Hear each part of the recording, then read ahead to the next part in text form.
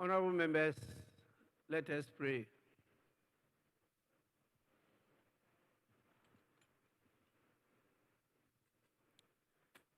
Almighty God, we humbly beseech thee to look with favor upon this Parliament of the Republic of Ghana. Grant that it may perform its high duty as in thy sight. Give divine guidance to the President of the Republic. Endow members of Parliament and ministers of state with discernment and vision, integrity and courage, that through the labors of government, this land and people may be well and truly served, and thy good purposes for the common human life be realized in our midst.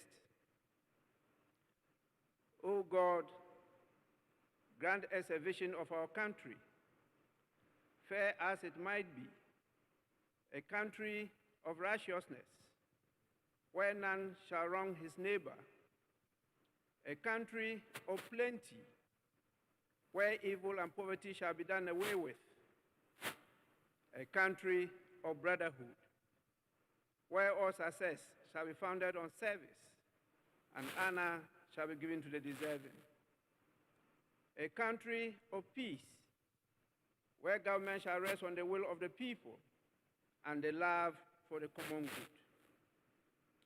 Bless the efforts of those who struggle to make this vision a living reality. Inspire and strengthen our people, that they may give time, thought, and sacrifice to speed the day of the coming beauty of Ghana and Africa. Amen.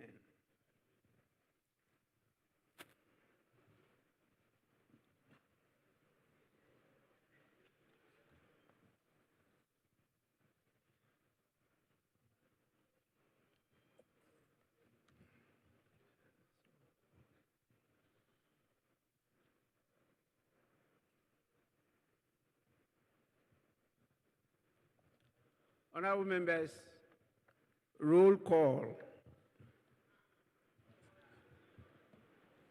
I shall take a roll call of members, and I call on the clerk at the table to call out your names, and you respond according to the standing orders. Please, clerk, you may do so now.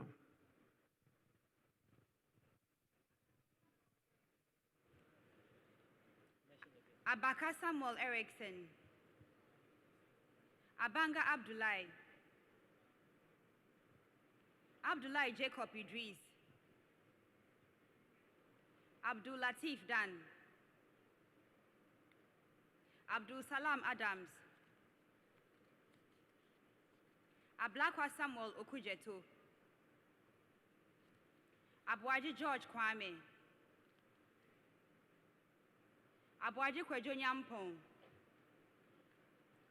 Abudulari Bazurira. Achampon Brian. Achampon Charles. Achampon Richard. Akwaku Sophia Karen Edem. Akwa Alexander Kwesi. Adam Hamza. Adam Mohammed Amin. Adams Kofi Idi. Adi Teddy Safori. Ado Yao Frimpong. Ejay Kwesi Boateng. Adum Frederick Obeng. Adumako Mensa Alex. Adumako Mensa Collins. Adongo Isaac. Edu Johnson Kweku. Edu Chumiao Osei. Afenya Mark and Alexander Kwamina. Afol Eric. Efrifa Mensa Kwesi Owusu. Efriye Nana Yu. Efriye Kweku. Agalga James. Agbeve Charles, Agoja Kwame Govins, Ejepon Ken Ohene, Ejari Alexander, Ejekum Emmanuel Kwejo, Ajimai Menu Kweku, Ajimai Rawlings Zaneto, Ejenim Boating Kweku,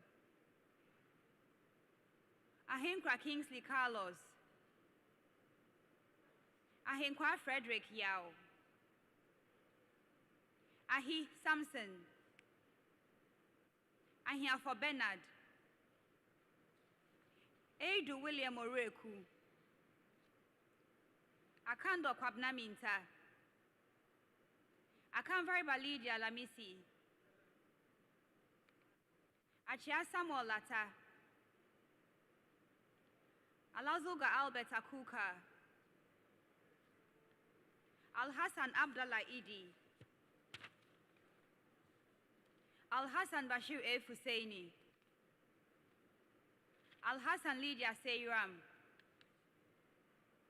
Al Hassan Saibu Suini, Aliu Mahama Umar Farouk, Alaute Angelo Foriwa, Amankwa Nicholas, Amankwa Menu Kofi,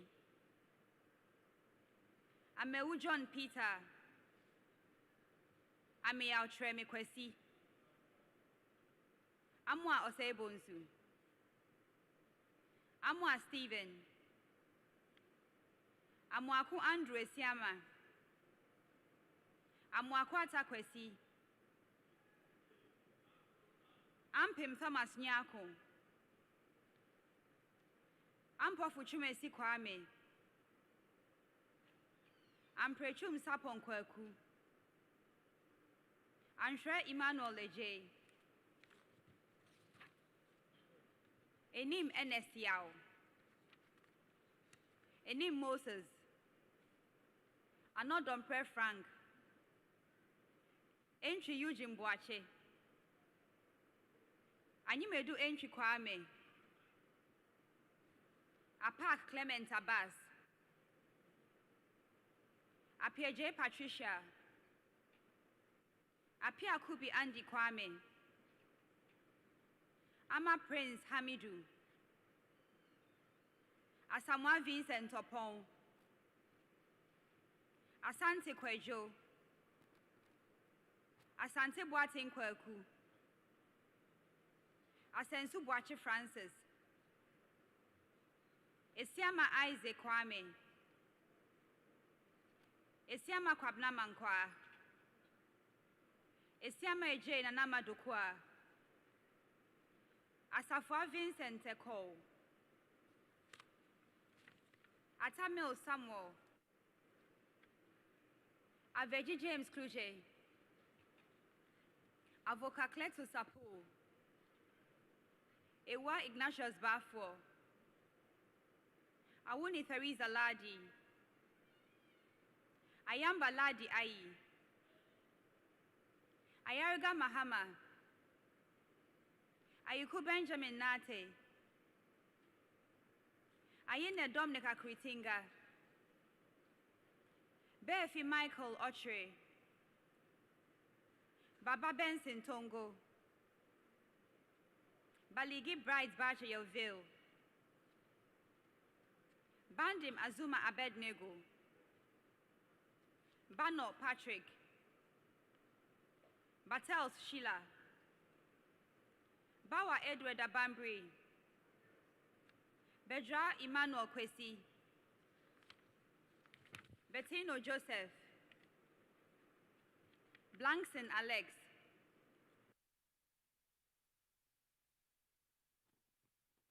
Jihen Nuyadom, Boache Yadom Patrick, Boama Patrick Yao, Boatin Kwesi Dako, Boatin Amapoma, Boatin Joseph Apia, Boatin Kwabna, Bobie Evans Opoku, Boche Daniel, Brahima Muhammad Bawa, Boa Emmanuel Amakofi, Bukari Joseph Nipe, Chinya Amidu Ishaku, Chaja Samson Tongumbu, Chiwete Andrew Dari, Krenso Labeku, Kujo Comfort Doyo, Kujo Joseph, Kujo Robert Wisdom, Dafiama Roxon Nelson Eche Kwame, Dalu Thomas Ada, Dapila Kletu Seidu, Dakon Daniel Lohene, Dakumensa Kwabnotre, Dauda Collins, Dawunia Bukari, Derry Ambrose, Jonobwa Alex Tete, Donko Elvis Morris, Donko Kwabna, Duka George Mreku, Nana Eya, Fojo John Intim, Forsen Castle Atoba, Frimpon Joseph, Gape Kwame Jujoli, George Samuel Nate, Ganzal Hassan Kobna, Gate Joe, Giduso Wisdom, Gomadoyao, Gomashi Ablajifa, Jenfi Emmanuel Akwesi, Jan Alexander, Jan Mensan Richard, Hamon Kobnata Hill, Hansen Norte Yves, Haruna Seidu, Hayford Ophelia Mensa, Hotoje Alexander Roosevelt, Ibrahim Ahmed, Ibrahim Mutala Muhammad, Ibrahim Zura Muhammad, Idrisu Habib, Idrisu Haruna, Isifu Seidu, Jabba John Benham, Jaja Yusuf Isaka, Jalula Stephen Pambin, Joshua Godfrey Seidu, Jinapo John Abdullahi, Jinapo Samuel Abdullahi, Kini Jeffrey, Kisi Dixon Adomako, Kunedu Akwesi, Kumsin Mavis Hawa, Kosa Martin Kwekwe J. Mensa, Podo Benjamin Komla, Kum Ebenezer Kojo, Kuma John Kwame, Kuyon Solomon, Kwachia Kapita Yao, Kwatin Kwekwajiman, Kofi Festus Ewa, Che Mensa Bonsu Osei, Tremi Nelson, Labi Oscar Ofori, Late Agnes Namomo, Liwal Oscar, Mahama Asiesieni,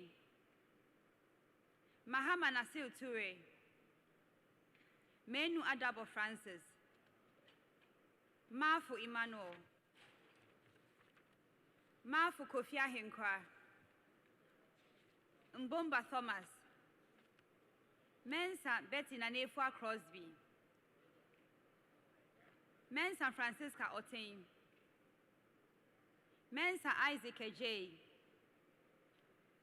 Mensa Joseph Kwesi, Mensa Tina Gift in Ayele.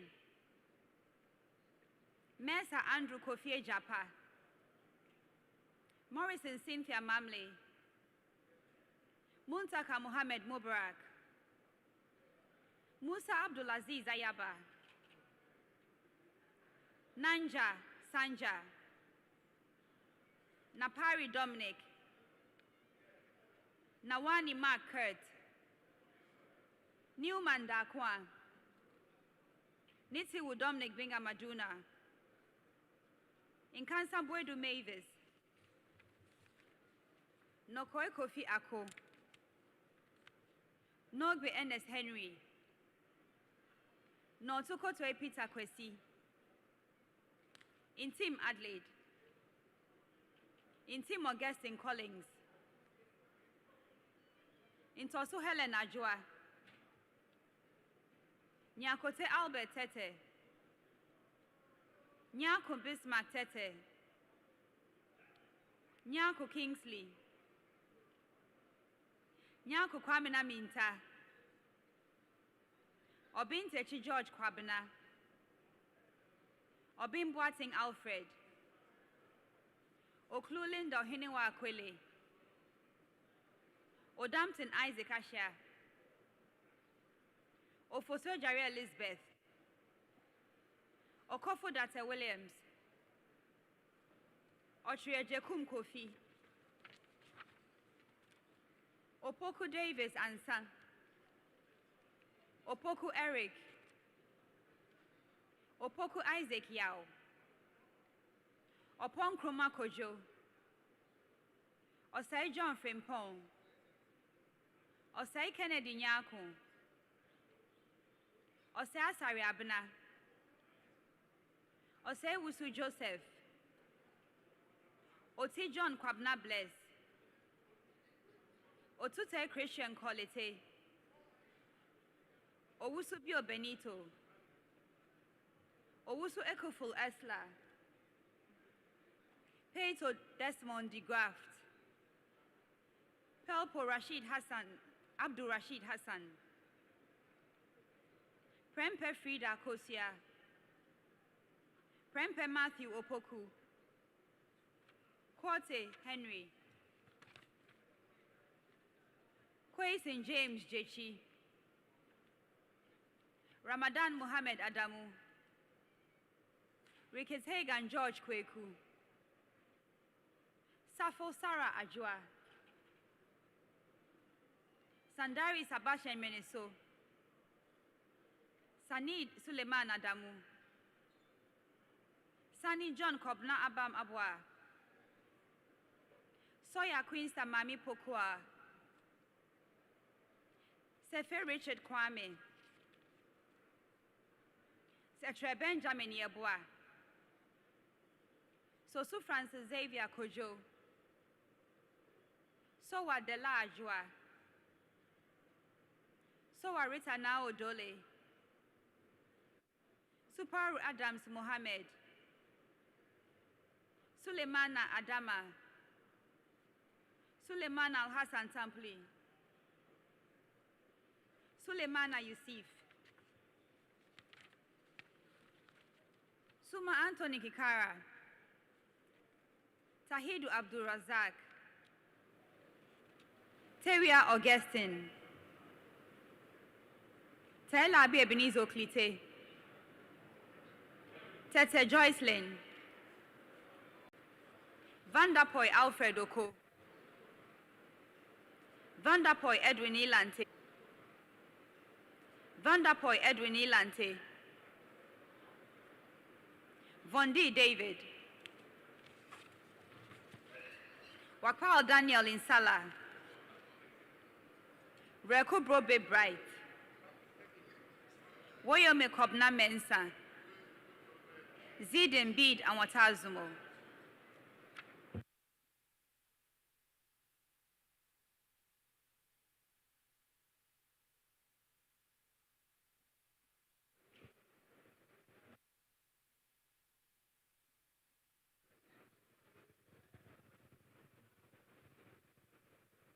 Honorable members, National Pledge.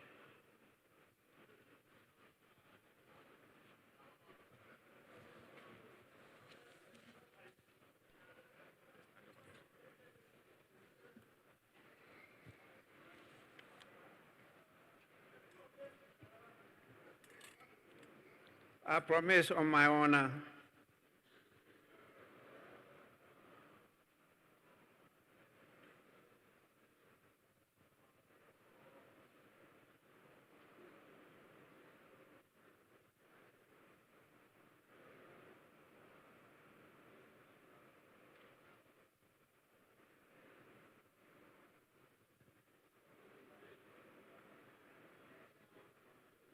so help me God.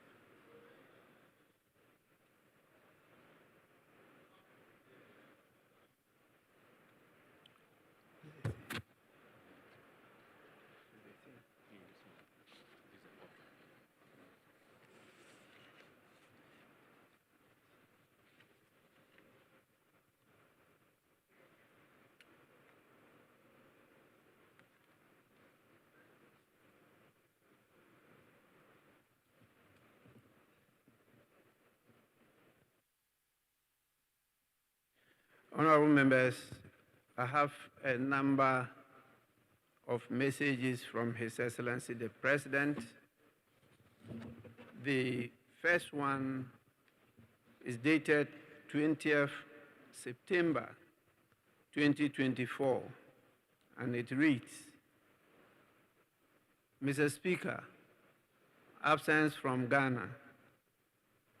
In accordance with Article 59 of the Constitution, I write to inform you that I will be traveling outside the country on Saturday, 21st September 2024 to New York, United States of America, to lead Ghana's delegation to the 79th session of the United Nations General Assembly from 21st to 27th September 2024.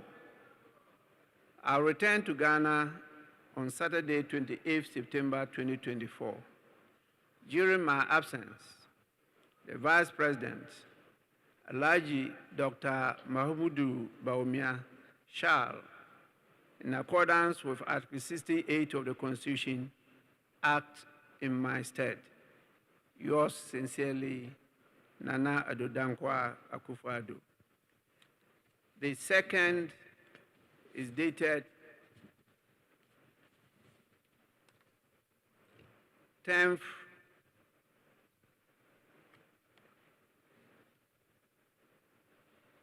The second is dated 3rd October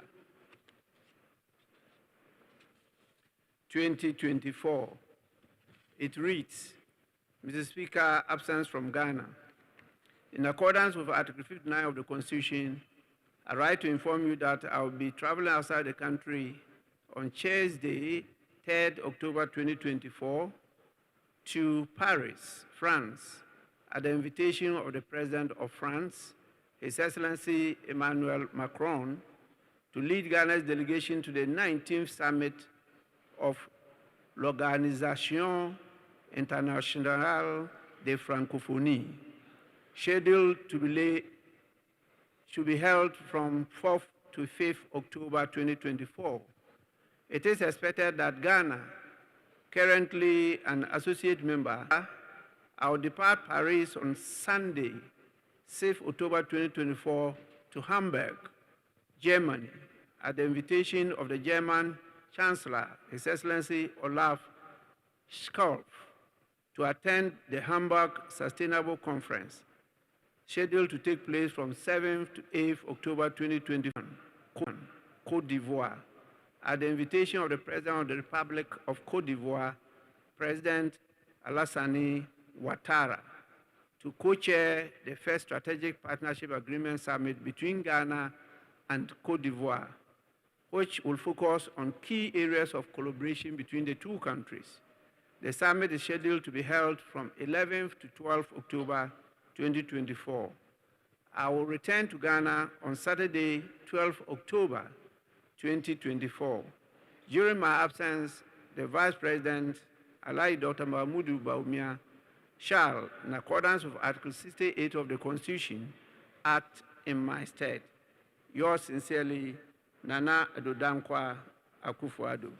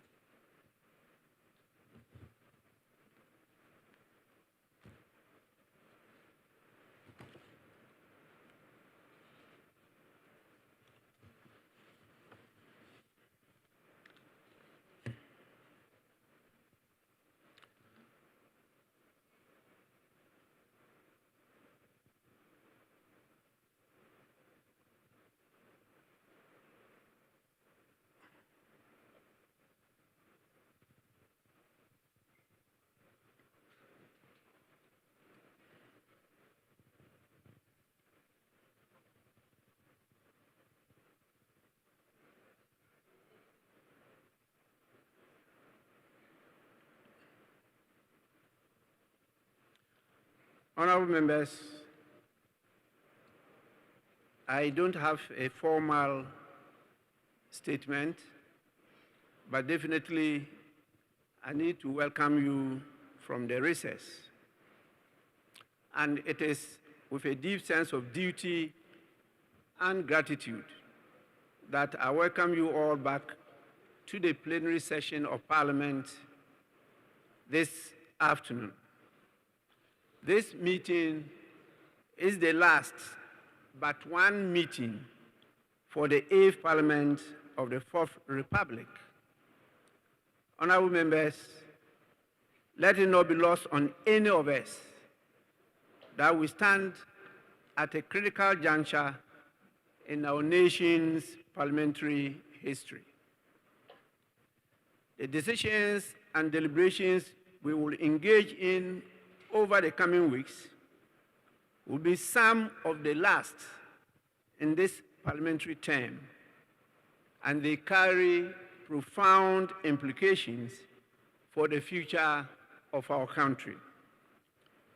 This meeting marks a culmination of the efforts and contributions each one of you has made over the course of this Parliament. And I take this opportunity to acknowledge the commitment, resilience, and dedication that you, honorable members, have demonstrated throughout the term. Together, we have navigated through unprecedented challenges, ranging from global pandemics, conflicts, wars, uncertainty, and the economic challenges of our country, to pivotal legislative reforms aimed at reversing the democratic decline and to rather strengthen our governance and democratic institutions. As we prepare to embark on this penultimate stretch, I urge all of you to remain steadfast in our resolve to serve the people of Ghana with all our strength and with all our hearts. The legislative agenda ahead is weighty, and we must approach it with the seriousness it demands. Honorable members, let me remind you of the substantial and urgent workload that lies ahead. The business of the House is far from complete, and the legislative priorities before us demand nothing short of our utmost dedication, focus, and swift action. At this juncture, several crucial bills are at various stages of consideration, each carrying profound implications for the governance, stability, and economic growth of our nation.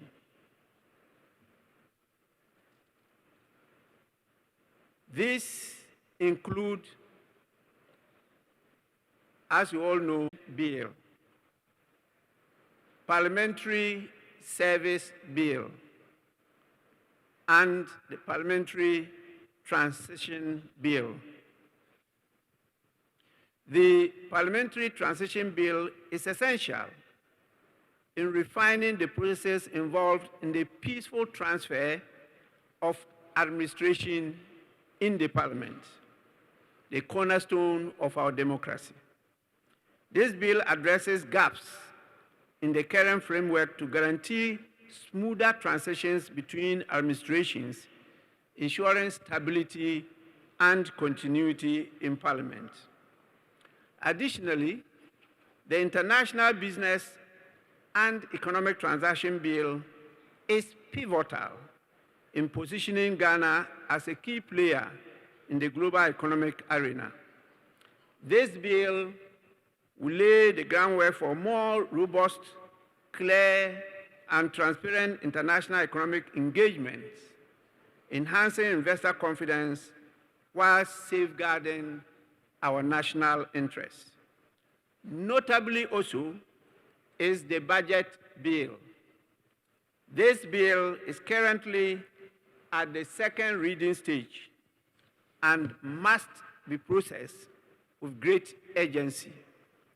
The budget papers yet to be laid before the House, motions for debate that remain pending, petitions awaiting actions, and critical committee referrals that require our urgent review. We are also expecting the laying of several constitutional instruments which need to come into force before the elections. I urge all relevant stakeholders to work with dispatch so that the instruments are laid and come into force before the House adjourns sine die. To ensure that the legislative process moves smoothly and efficiently, I also call upon all committees with pending referrals to immediately take the necessary steps to complete their reviews and present their reports. The work of these committees, as you all know, form the backbone of our legislative process, and any delays in their activities could stall key legislative items that are vital to national development. I will also take this opportunity to urge the leadership of the House to prioritize the programming of these essential legislative items. We must ensure that bills of time-sensitive nature are scheduled for debate and decisions as soon as possible.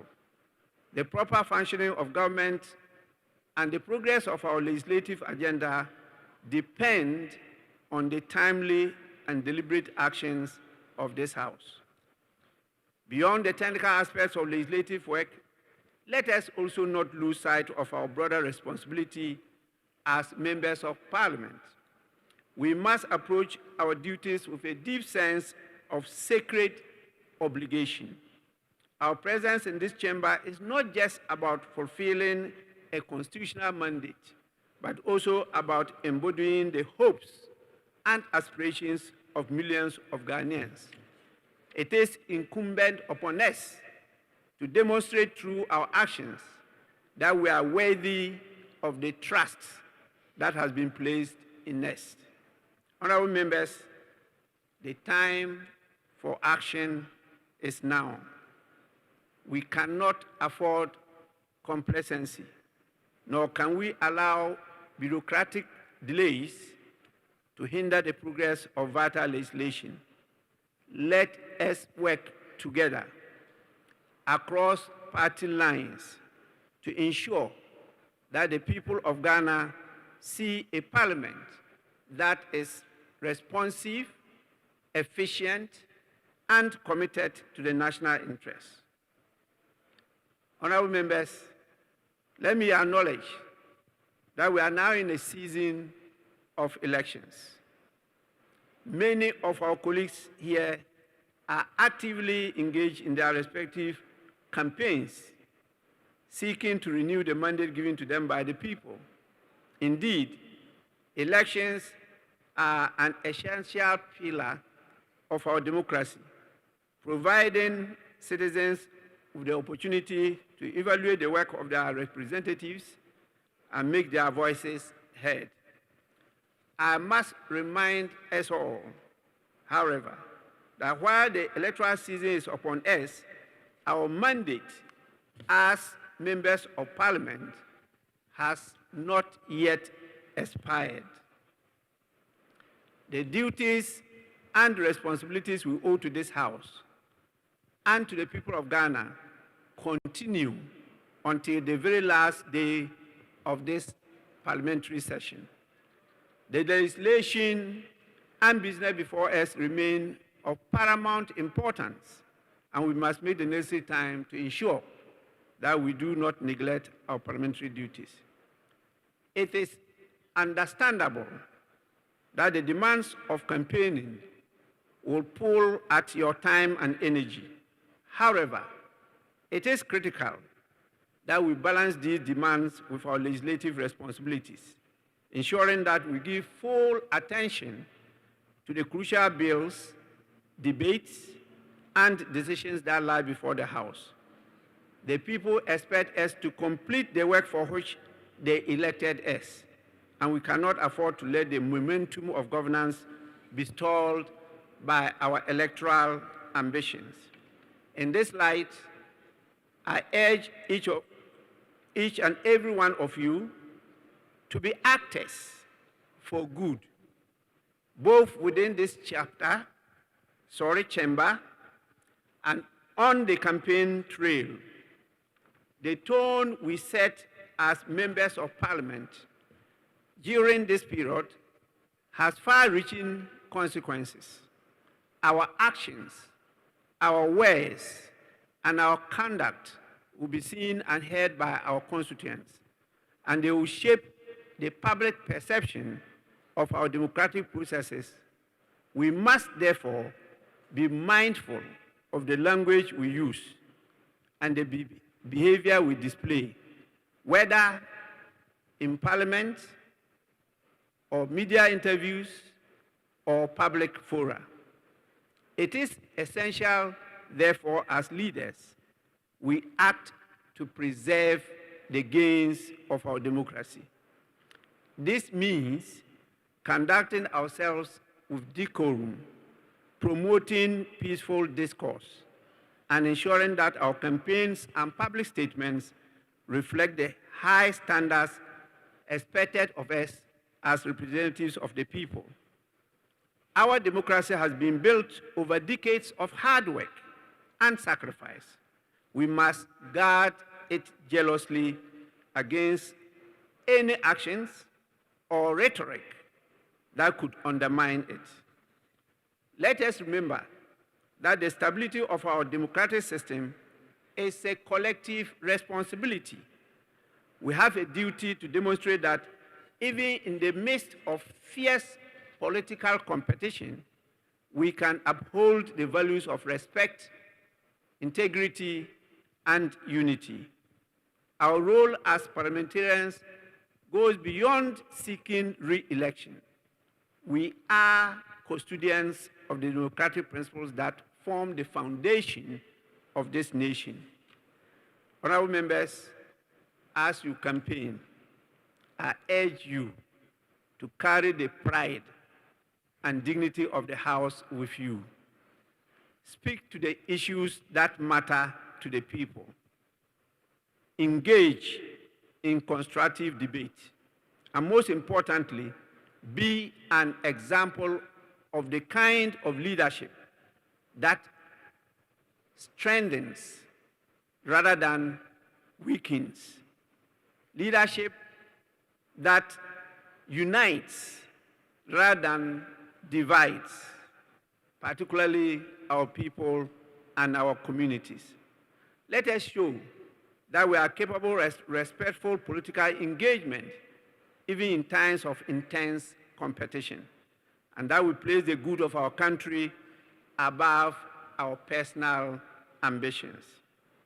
In closing, let me emphasize to all of you that our sacred mandate to serve the people of Ghana remains active until the end of this parliamentary term. Let us continue to fulfill our duties in the chamber with the same commitment and seriousness that we bring to the campaign trail. Our constituents are watching, and they expect nothing less than the best from those they have entrusted with the mandate to represent their trust, interests, and aspirations. Once again, you are all welcome to this meeting, and I thank you all for your attention. I will grant the opportunity for your leaders to say one or two words in welcoming you back from recess. Please, we start with the minority leader.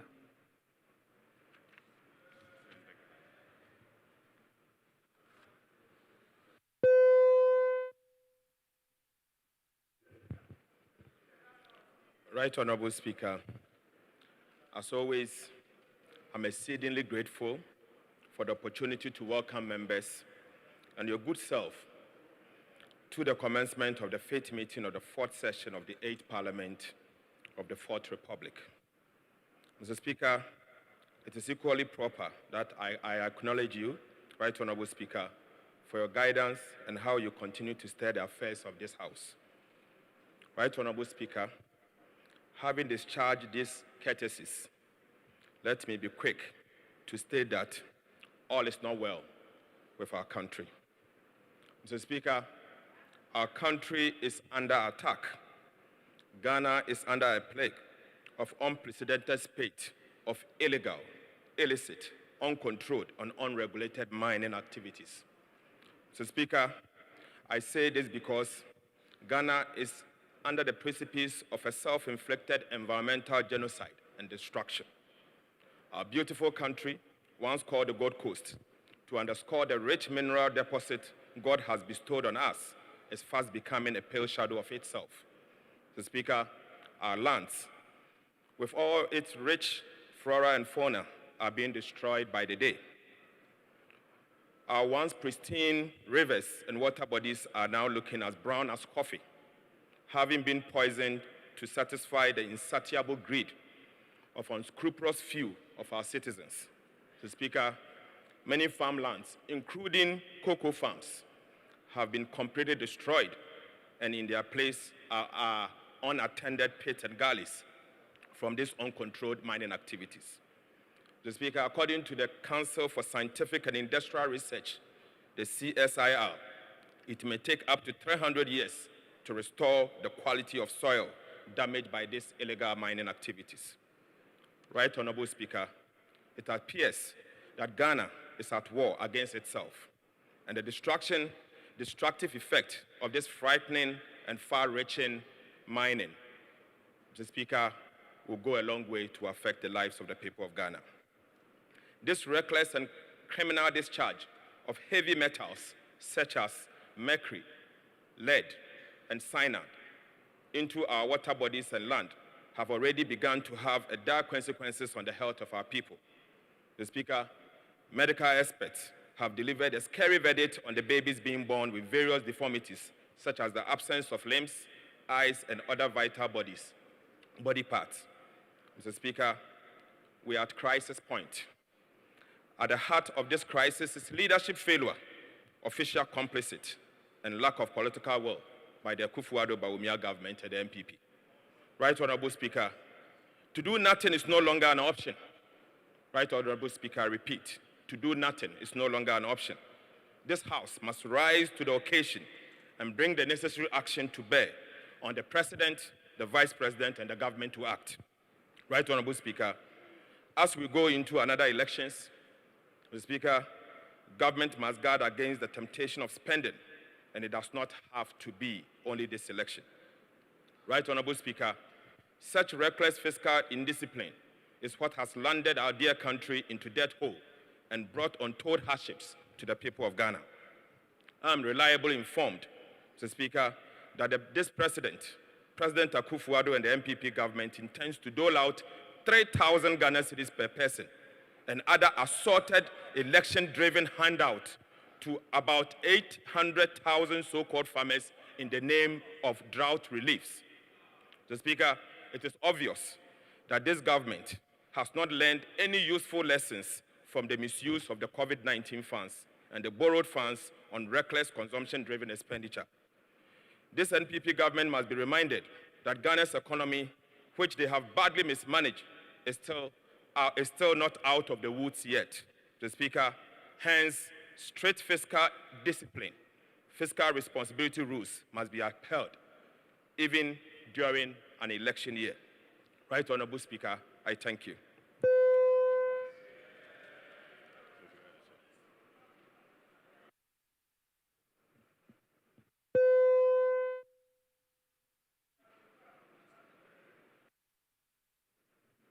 Majority Leader.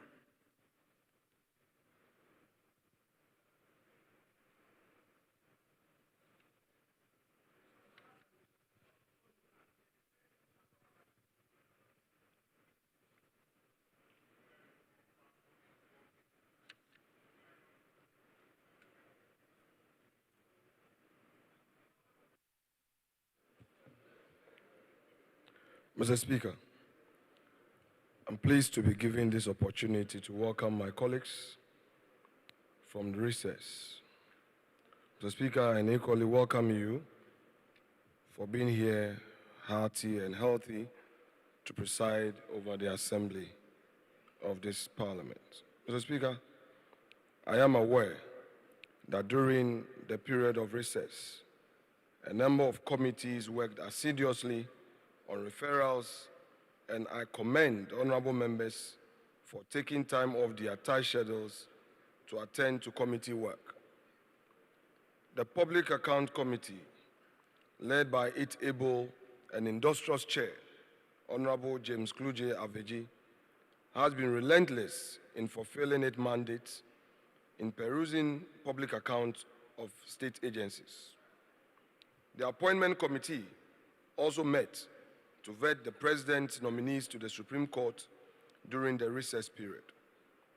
I know other committees also met to consider referrals that were made to them by Mr. Speaker, and I therefore take this opportunity, Mr. Speaker, to thank all members for their selfless service to the nation.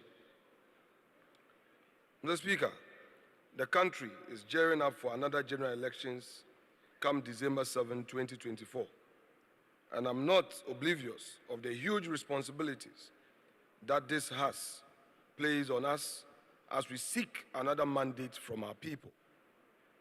The enormous strain on our resources, time, and the sacrifices some of us have to make during this period are not for faint-hearted.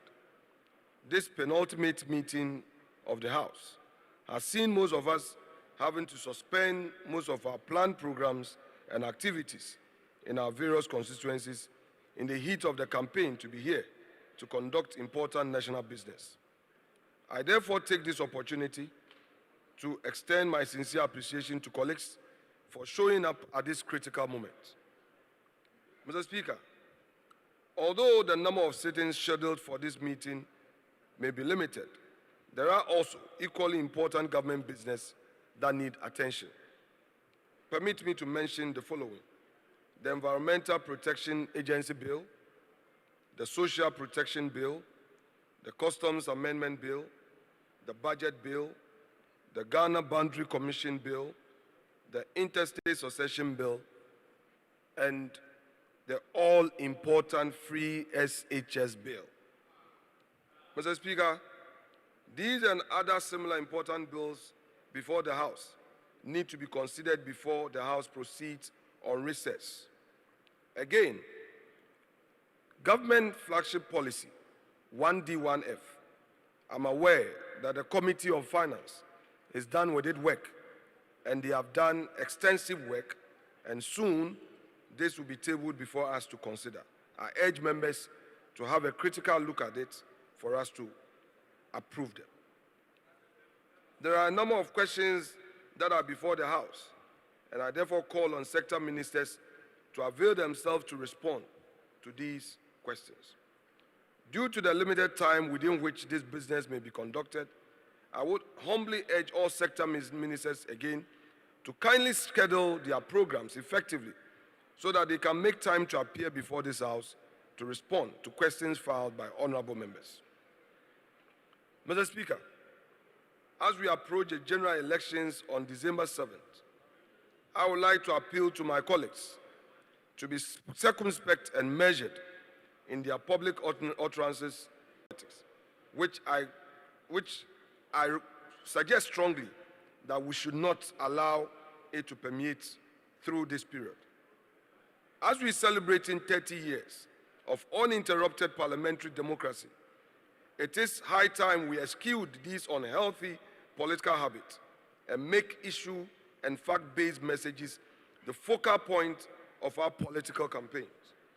In view of this, I beseech all political actors and players in the country, both within and outside this House, to be guided in the statement they put out in the country.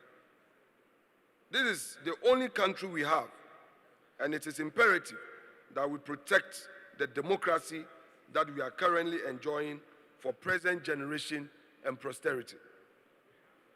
Mr. Speaker, we must learn to have faith and repose trust in state agencies and entities, especially so when their functions are critical to the peace and stability of the country. It is important that during this period, we trust these institutions to carry out their constitutional mandate.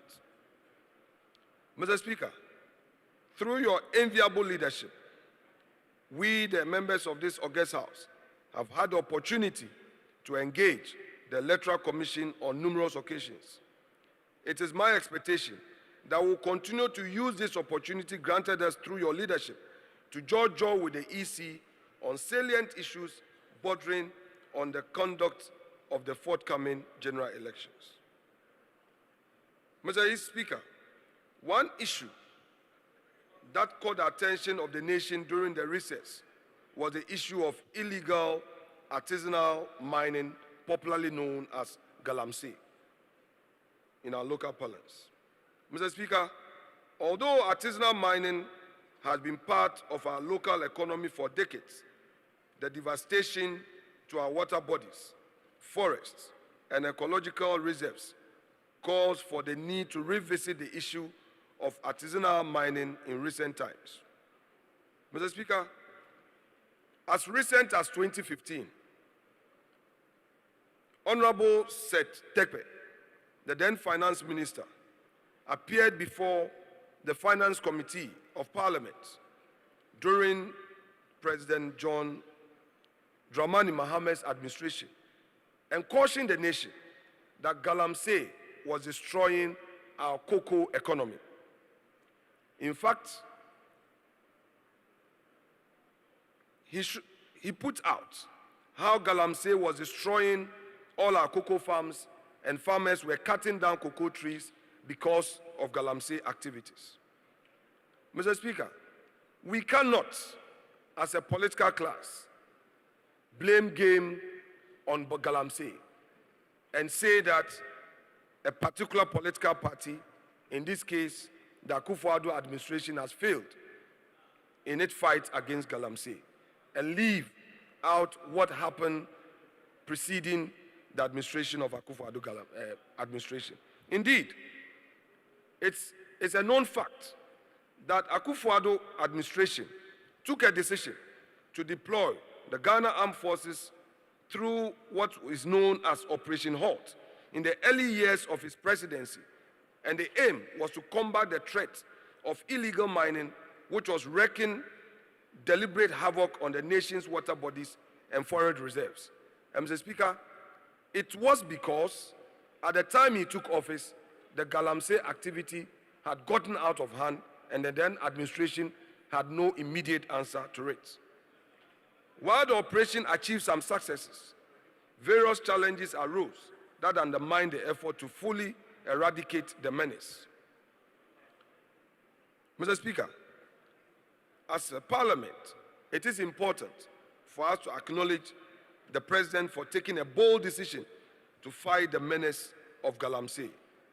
Mr. Speaker, the President, in a statement released, has reinforced the operational and tactical capacity of the Operation HALT by directing the Minister of Defense to deploy additional military personnel to intensify the ongoing Operation HALT across the country.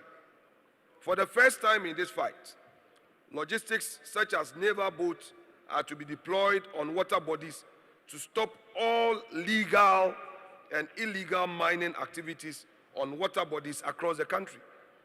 Furthermore, the President has directed for the suspension of the Environmental Protection Regulation 2023, LI 2462, by the Ministry of Environment, Science, Technology and Innovation, alongside the Environmental Protection Agency. This is a very bold decision by the President. Mr. Speaker, the fight against Galamsey is a collective fight for the survival and sustainability of our livelihood as a nation. This is because water is essential in our daily survival, and we must take measures to protect all the water bodies in the country from any form of pollution. We as political leaders and actors must commit to this fight in all sincerity and not to play lip service to it. Mr. Speaker, we must be committed and we should be united in this fight. Mr. Speaker, permit me to also point out the commendable steps taken by the government in addressing the drought situation in the north. Mr. Speaker, the Ministry of Agric, Mr. Speaker, the Minister of Agric, together with the Finance Minister, presented a paper to the Finance Committee. Mr. Speaker, in the briefing, they made known to us the measures they intend to take to support our farmers in the north. Mr. Speaker, members who are in the south may not know the situation of farmers in the northern part of the country. Many farmers have lost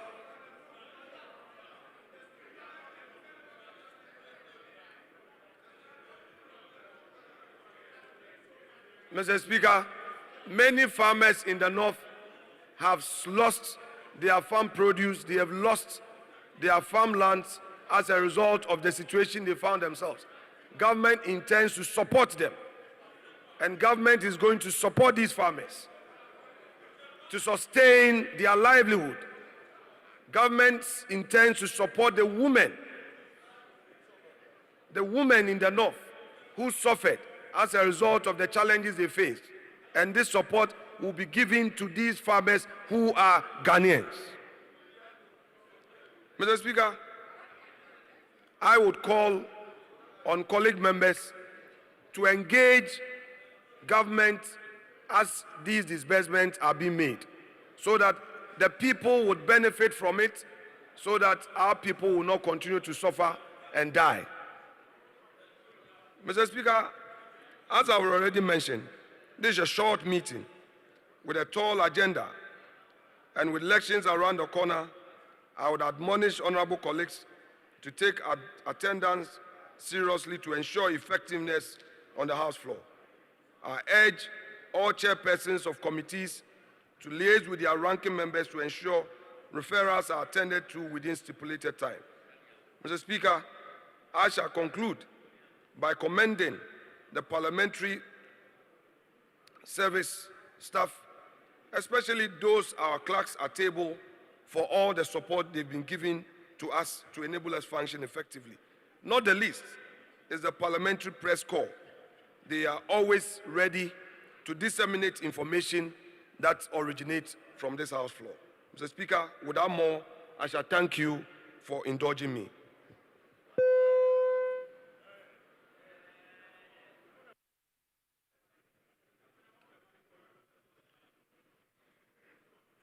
Honorable members, before we proceed, let me acknowledge the presence of some visitors, particularly students. Even though today is the first day of our meeting, we have visitors at our public gallery.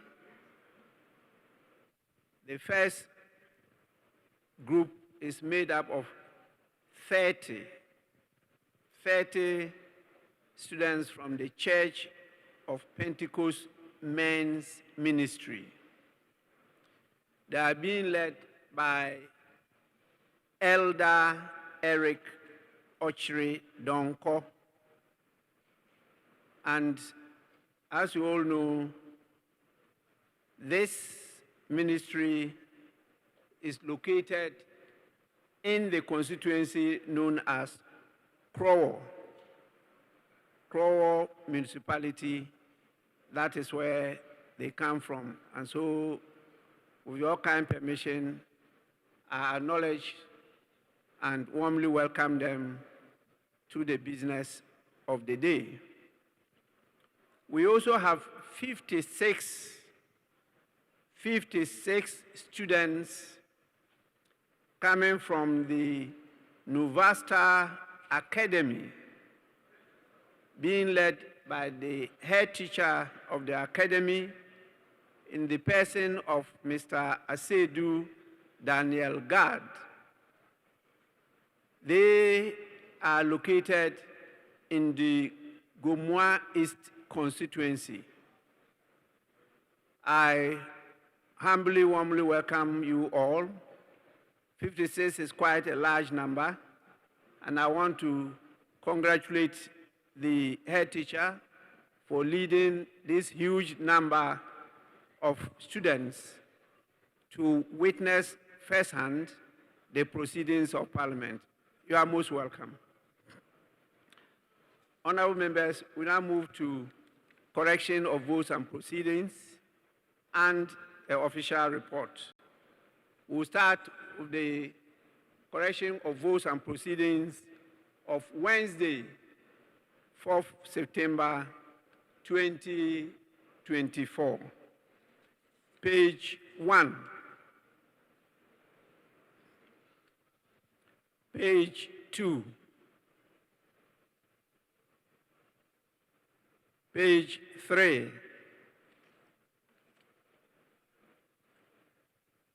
Page 4. Page 5. Page 6.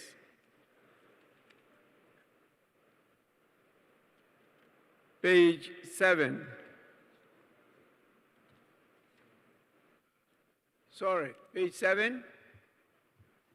Thank you, Right Honorable Speaker. Respectfully, I was marked absent. But Right Honorable Speaker, on that very day, I was visibly present in the House. So if the table office can duly correct that for me. Could we get your number and name? Item number 9, Asifua Vincent Eko, Otafo. That is item 3, number 9 at page 7 of the order paper. Please, Votes and proceedings, sorry. respectfully so. Yes. The honorable member for Old Tafo, please, table of his candle, take note. Page 8.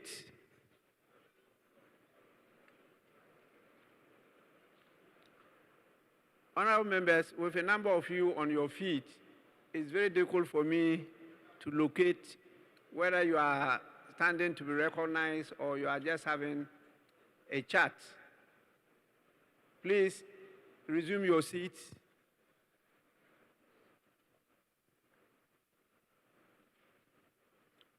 Page 8. Page 9.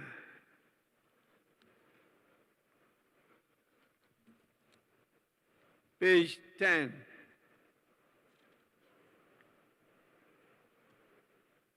Page 11. Page 12. Page 13. Sorry, page 12. Yes, Honorable Dafiamapo.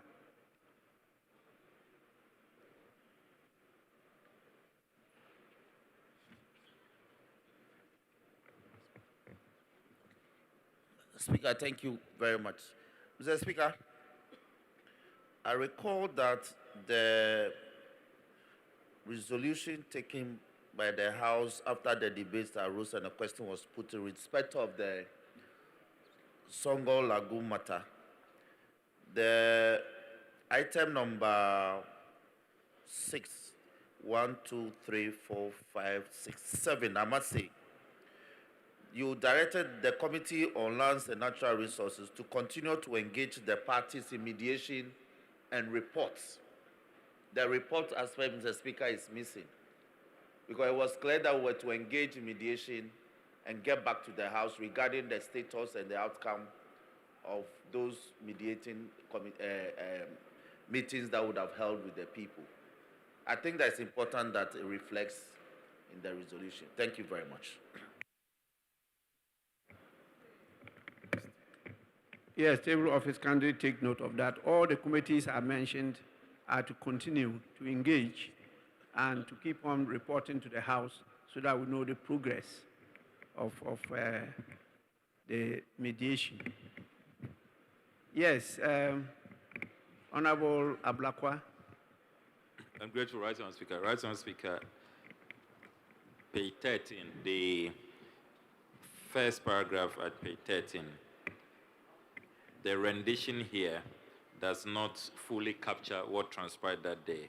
What we have here is that the Committee on Chieftaincy, Culture and Religious Affairs and the Committee on Defense and Interior should continue to engage the parties in order to preserve and maintain places of cultural and religious significance and conservation sites.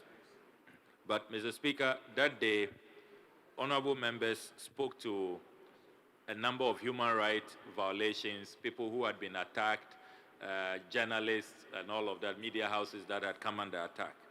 And so the work of the Committee on Defense and Interior was to look at that aspect as well and report to the House. But this rendition is only concerned with the cultural and religious sites in terms of preserving their significance. But it leaves out the grave human rights concerns, the attacks on the people of Adan as came up during the proceedings. And that is why you asked the Defense and Interior Committee to also play a role in terms of the list of committees that you gave responsibilities to. So, Mr. Speaker, this rendition will have to be re-looked at so that it can capture the full essence of what transpired that day. I'm grateful. Honorable Member, I think you are right. We need to capture that table office and also focus on the maintenance of peace and security in the area. It's very, very paramount. Page, yes, Honorable Member. Right Honourable Speaker, page 13. Yes. Item number 12, the last paragraph. The Honourable Second Deputy Speaker, on behalf of the Right Honourable Speaker, thanked honorable members for the positive response. Response RES. S. Messen. RES. Messen. Thank you. Thank you so much. Table office, kindly take note.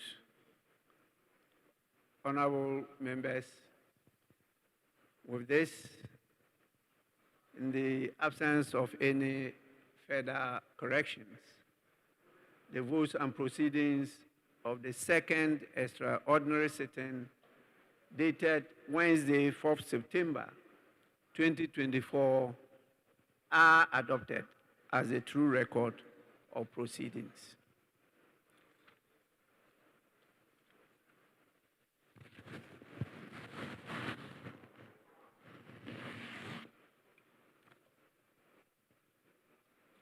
Honorable members, official report.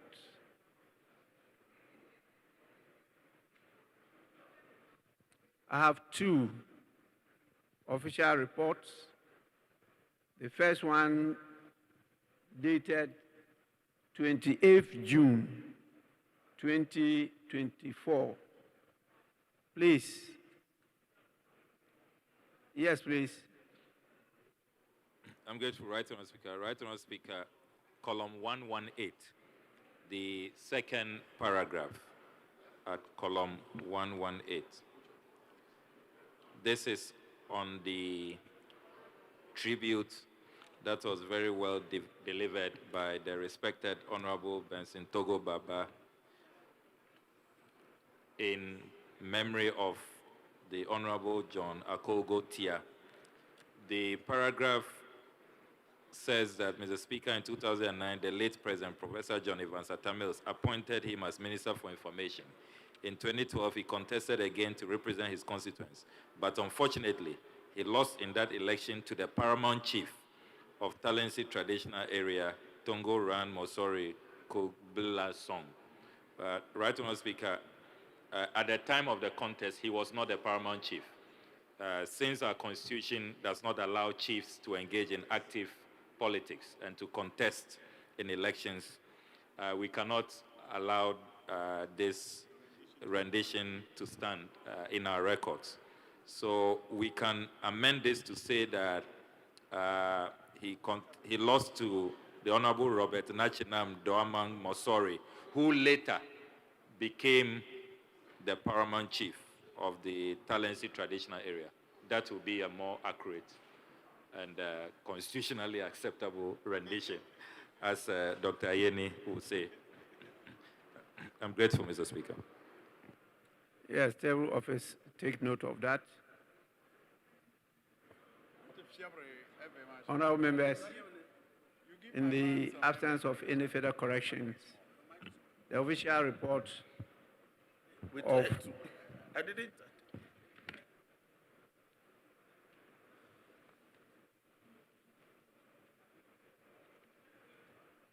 the official report of Friday, 28th June 2024 is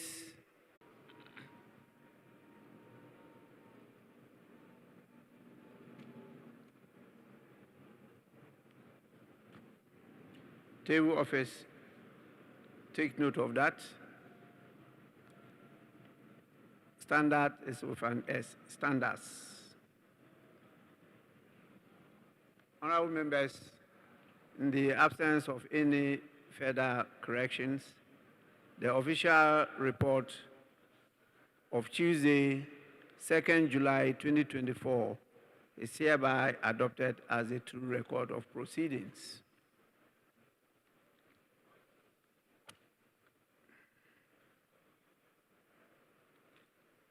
Honorable members, we now move on to a business statement for the first week, and this will be presented to the House by the chairman of the business committee, in the person of the majority leader. Please, majority leader, you may do so now.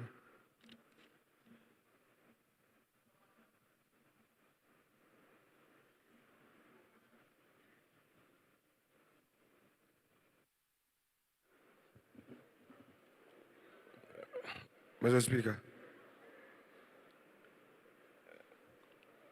this is the 5th meeting of the 4th session of the 8th Parliament of the 4th Republic of Ghana. Mr. Speaker, we have before you the explanatory memorandum on the business statement for the first week ending Friday, the 18th of October, 2024. Mr. Speaker, it's a 4-page report. Same has been printed and circulated to all members. I shall rely on same and move that the House adopt this report to enable us rely on same as a guide for our week's deliberation. Thank you so much, sir.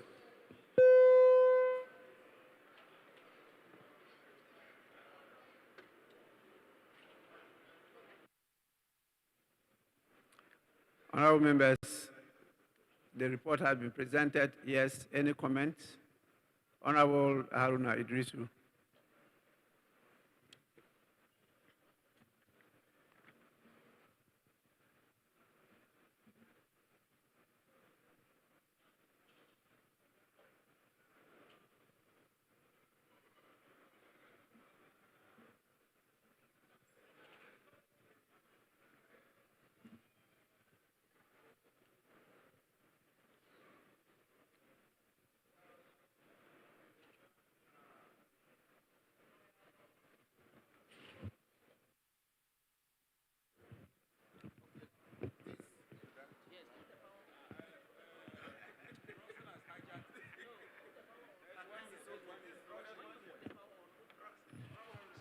Hello. All right, thank you. Mr. Speaker, let me thank you very much for the opportunity. The business statements have been presented. But Mr. Speaker, in respect of illegal mining called Galamsey and the harm it has done to our natural environment, our water bodies and livelihoods, it is not about who is successful or who is not successful. Every Ghanaian knows that we are failing. Mr. Speaker, it will be my request that you take up this matter much more seriously and invite the 3 ministers of state, the Minister for Lands, Natural Resources, the Minister for National Security, the Minister for Interior, and all other institutions involved and the Minister for Environment, Mr. Speaker, to publicly account to Ghanaians through you how much have so far been spent in the name of fighting illegal mining and Galamsey, and how much destruction in terms of official report to our water bodies. And Mr. Speaker, you can give consequential direction. The people of Ghana expect that of us as Parliament, that we hold persons in whom we have entrusted the supervision of our natural resources accountable. And Mr. Speaker, the Constitution vests our natural resources in the hands of the President. So, Mr. Speaker, that would be my first take. My second, Mr. Speaker, is taking it from your own words. The conduct of free, fair, credible election, we should all be mindful of what we do and what we say. Mr. Speaker, the Committee on Special Budget will have to, as a matter of urgency, engage with the Electoral Commission of Ghana and probably invite the chairperson and other officials of the Electoral Commission, including the Minister for Interior and the Inspector General of Police, to share with us their roadmap to the conduct of free, fair, credible elections. Mr. Speaker, in respect of the Electoral Commission, I have some information. As I raised the last time, 75,000 devices. You are buying batteries only 3,500. 75,000 devices. The Electoral Commission, even after expanding electoral polling stations, is only procuring an additional 8 to 10,000 BVDs. And then, Mr. Speaker, backup. What is here? Give me what you have, that white thing there. The Electoral Commission is also to increase the number of power banks. How many have they acquired? How functional will the biometric devices be on 7th December so that we don't have to rely on manual voting? Because, Mr. Speaker, that will engender fraud and may occasion electoral fraud if persons are asked to use a manual system instead of the electronic devices. Finally, Mr. Speaker, taking it from the minority leader and majority leader, we are hearing that some 3,000 Ghana cedis, or a number of farmers, 800,000 farmers, are rising out of a drought situation in the north. Mr. Speaker, my question to the leaders and to your good self is that how many members of parliament from the north in the affected areas have been so engaged in the determination of who benefit what? And we demand that no side decision or approval should be taken without the involvement of the members of parliament from the north, from the affected communities, making input into determining who gets what from the Ministry of Agric and Ministry of Agriculture, including the regional and district agric offices and members of parliament. Other than that, Mr. Speaker, it may as well be somebody wanting 800,000 votes through the back door and giving monies to farmers in the name of farming in order to lure and endure those people. So, Mr. Speaker, may I request through you that the Honorable Minister for Agriculture and Finance work through members of parliament. Then we know they mean well for farmers in the north, because to every constituency there is a farmer who determines who benefits from this government package. But when they finally come to parliament, Mr. Speaker, we'll make a determination. So, Mr. Speaker, may I request that the Electoral Commission be invited to your Committee on Special Budget to tell us their preparations for the election, the state of the register. We are aware that in the past, ballot papers were printed on the basis of final voter register, not provisional voter register. But they must respond to the issue of biometric devices, acquisition of batteries, power banks, and related issues. And then they must also justify to us what are the financial inadequacies so far that the Ministry of Finance have not met their request or requirement, then we can make a case for them strongly. I thank you, Mr. Speaker.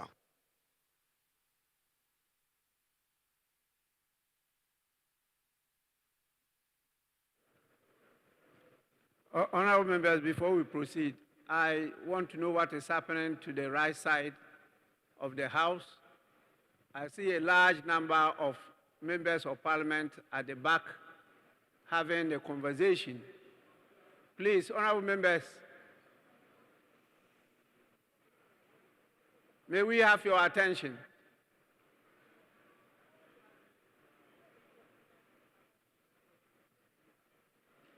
You are allowed to move out of the presence and have your discussion, but not standing on the floor in that large number as if nothing is happening. Please, comments? Yes, Honorable Muntaka Mubarak.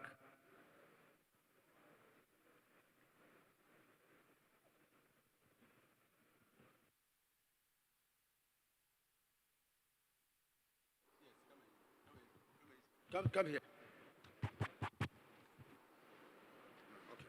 Thank you very much, Mr. Speaker. Mr. Speaker, going through the business statement, item 5 is indicative as decision day. And Mr. Speaker, I wanted to take this opportunity to plead with the leadership to consider the days of sitting, having in mind the exigencies of the time. If it was for me to suggest, is to suggest that we sit Tuesday and end on Thursdays, so So at least Fridays and Mondays can be because of travel time, Mr. Speaker. So, Speaker, the flag bearers are crisscrossing the country, and many MPs are expected to be in their constituencies to welcome them. And for practical reasons, you can see today, even the first day, how empty the chamber is.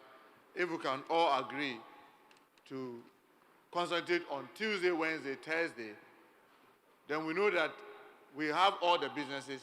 Then Friday we start traveling back, and you know that you can start traveling back to Accra on Monday. Mr. Speaker, that way, I'm suggesting that may be a very practical way of dealing with the challenges that we have. And if that is considered by the leadership, I want to suggest that the decision day should be Thursday instead of Wednesday. Because, Mr. Speaker, as you may know, Wednesdays are the starting days, and usually you wouldn't have had enough to take a decision on Wednesday. But if you push the decision day to Thursday, you will have worked for Tuesday and Wednesday, and there may be enough for decision to be taken. I thought that I needed to make this suggestion known and see if leadership may consider that, so that to make the workings around this time much easier and more practical for all of us. Thank you very much, Mr. Speaker.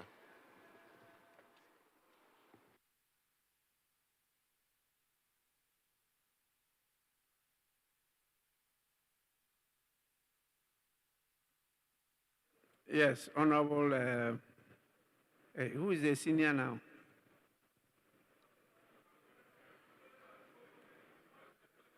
Then you are the senior. Age matters.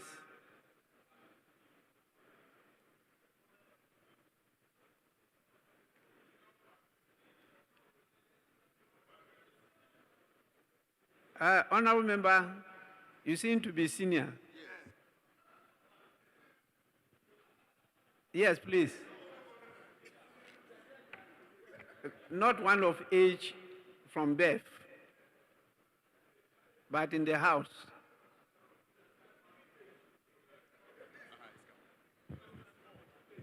Thank you, Mr. Speaker. Yes, please. Mr. Speaker, thank you for giving me the opportunity.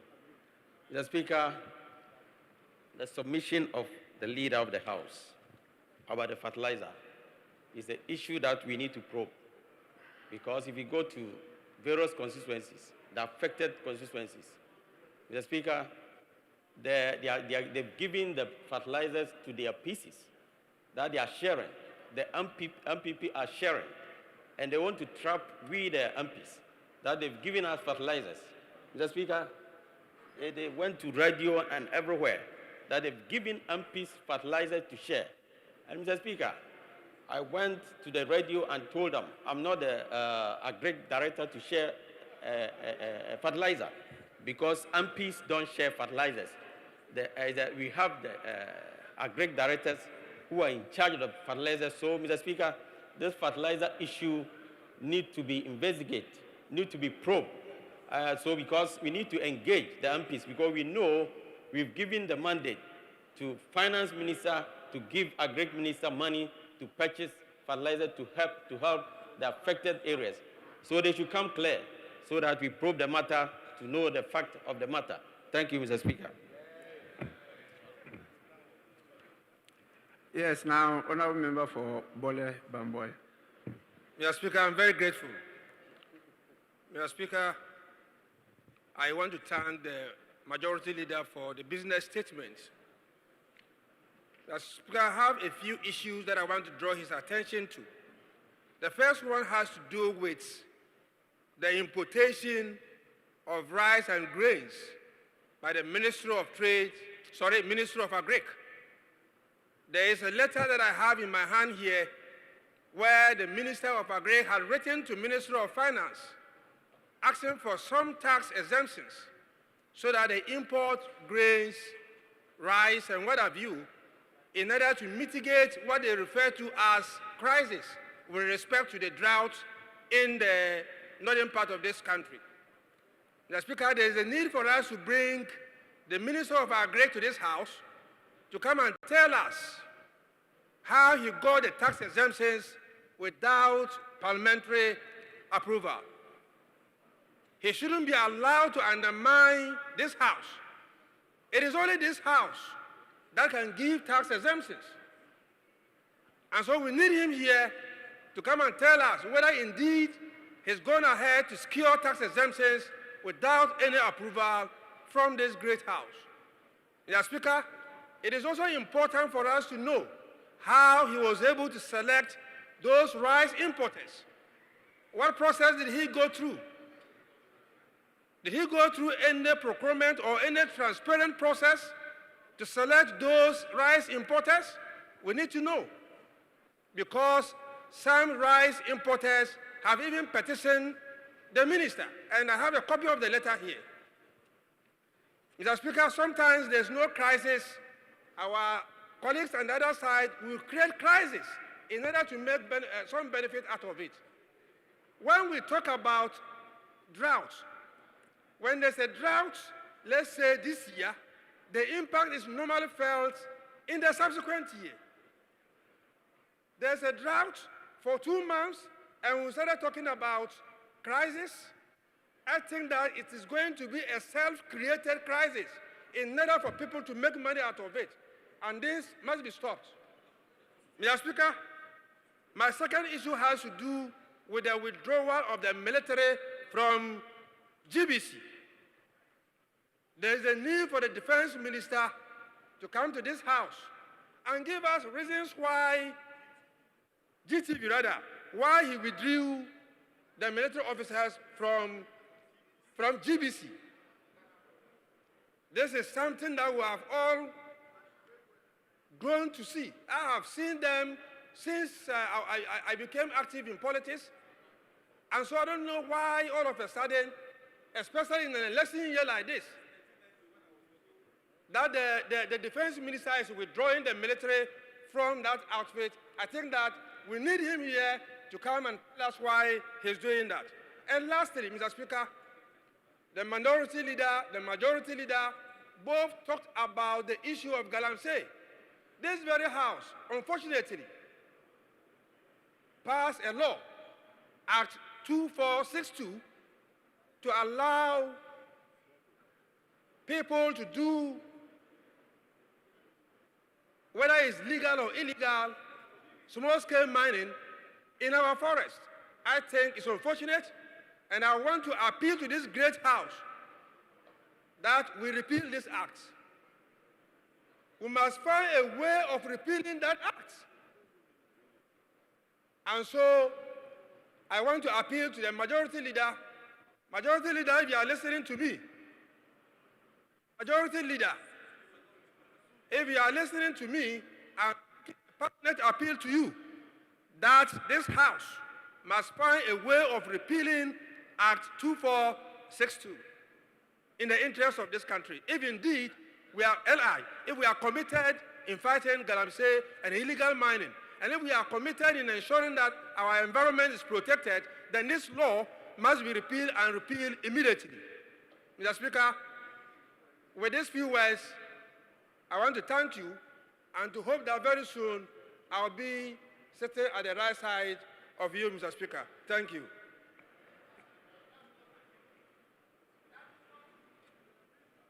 Yes, Suhini. Honorable Suhini. Thank you, Right Honorable Speaker, for the opportunity to contribute to the business statement that has been made ably by the soon-to-be minority leader. I mean, the majority leader, forgive me. Mr. Speaker,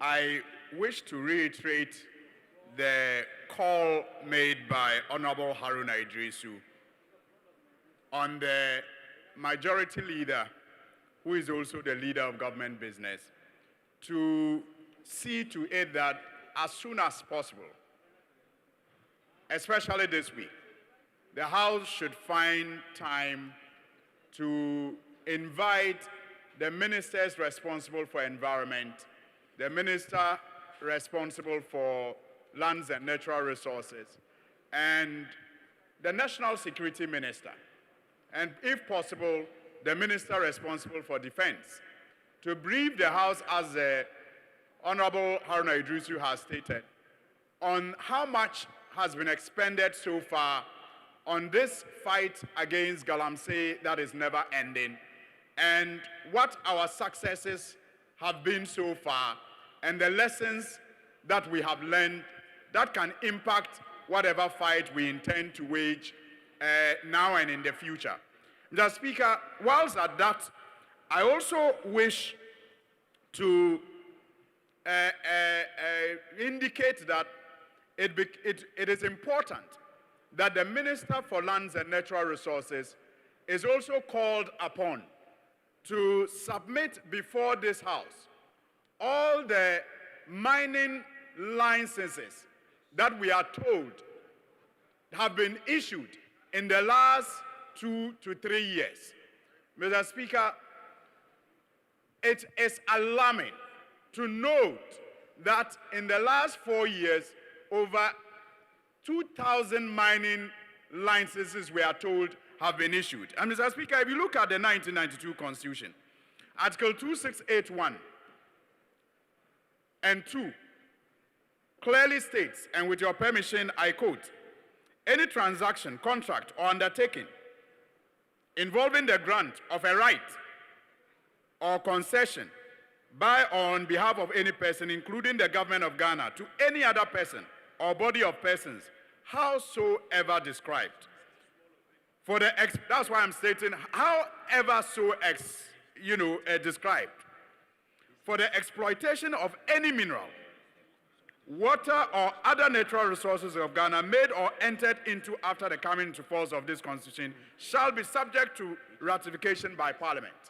The Speaker 2 says that Parliament may, by resolution supported by the votes of not less than 2/3 of all members of Parliament, exempt from the provision of clause 1 of this article any particular class of transactions, contract, or undertakings. Mr. Speaker, I am unaware of this House granting any exemptions.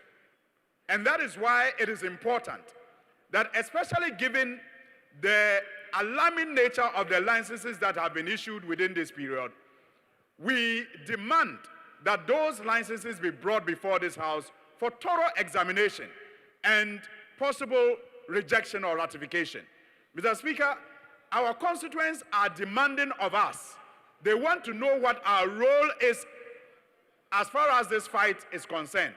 And I think the first step this House has to undertake, or the first step we have to take, is to ensure that we look into the way and manner these licenses have been issued and play our role as expected of us under Article 2681 and 2. So, Mr. Speaker, I reiterate the call for the ministers responsible for this fight to brief us on the issue of accountability and how much has been expended so far and what the gains are and the lessons that have been learned.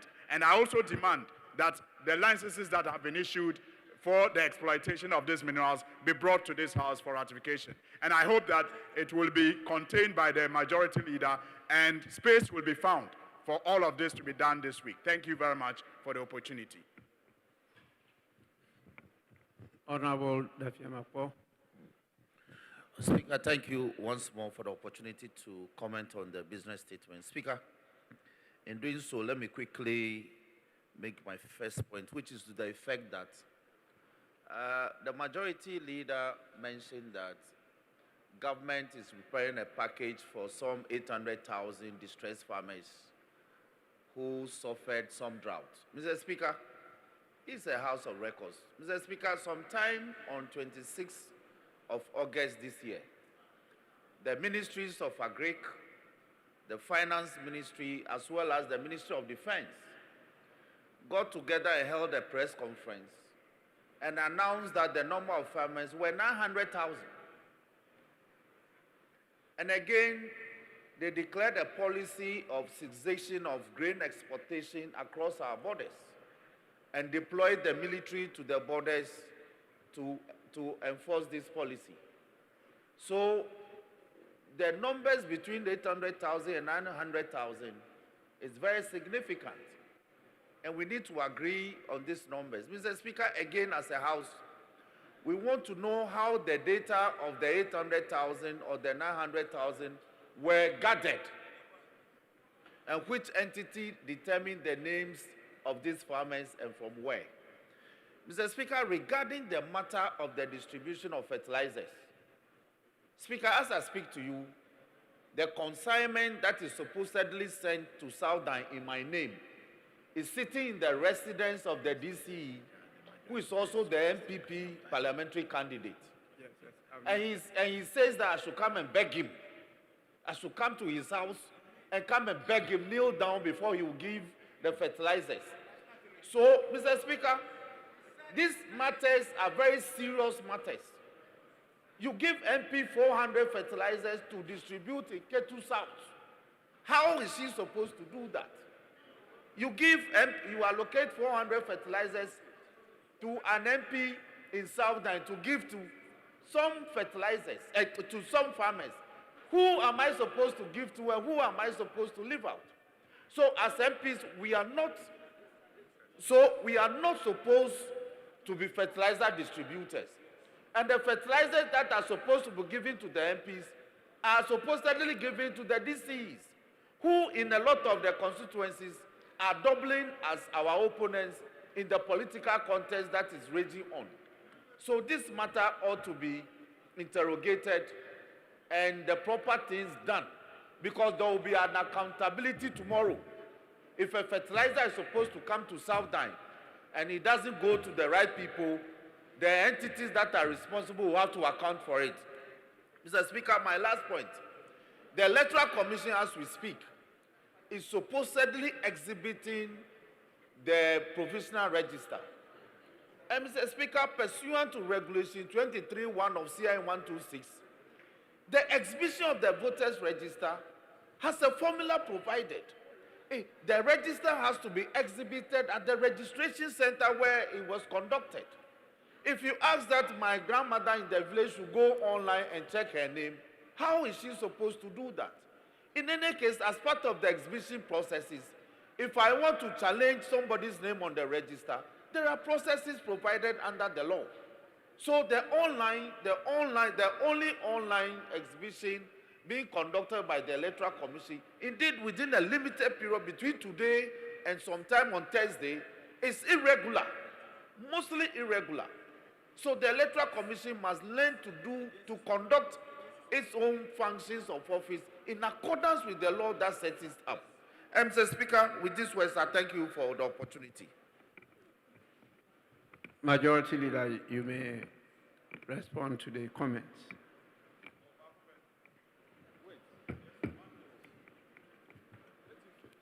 Mr. Speaker,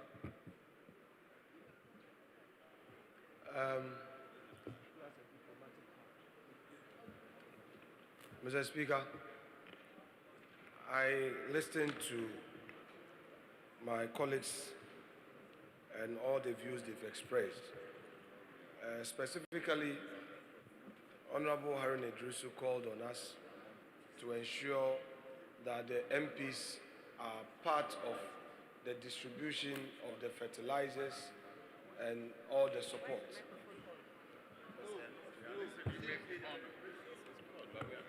That the support, wait, Mr. Speaker, the support that government is giving to the farmers affected include cash and fertilizers. He is saying that the MPs should be involved in such support. So that is his call. So he's not against the support. All he's saying is that the MPs should be involved. Mr. Speaker, the MPs have been involved. The minister made a public announcement. And in that announcement, he called on stakeholders to work closely with him. Honorable Defia Mako is saying that it is not the duty of an MP to distribute fertilizers. So I think that we need to reconcile his point and that of Honorable Harun Idrisu's point. But Mr. Speaker, the most important thing is that people have been affected by this drought situation. And they are getting support from government. They are getting support from government. I didn't come out with the 800,000 figure. The 800,000 came from the minority leader. But Mr. Speaker, What is wrong if our farmers are getting 3,000 cedis? Farmers have lost their livelihood. Mr. Speaker, the farmers in the north have lost their livelihood. Especially the women. They've lost their millet. They've lost their maize, Mr. Speaker.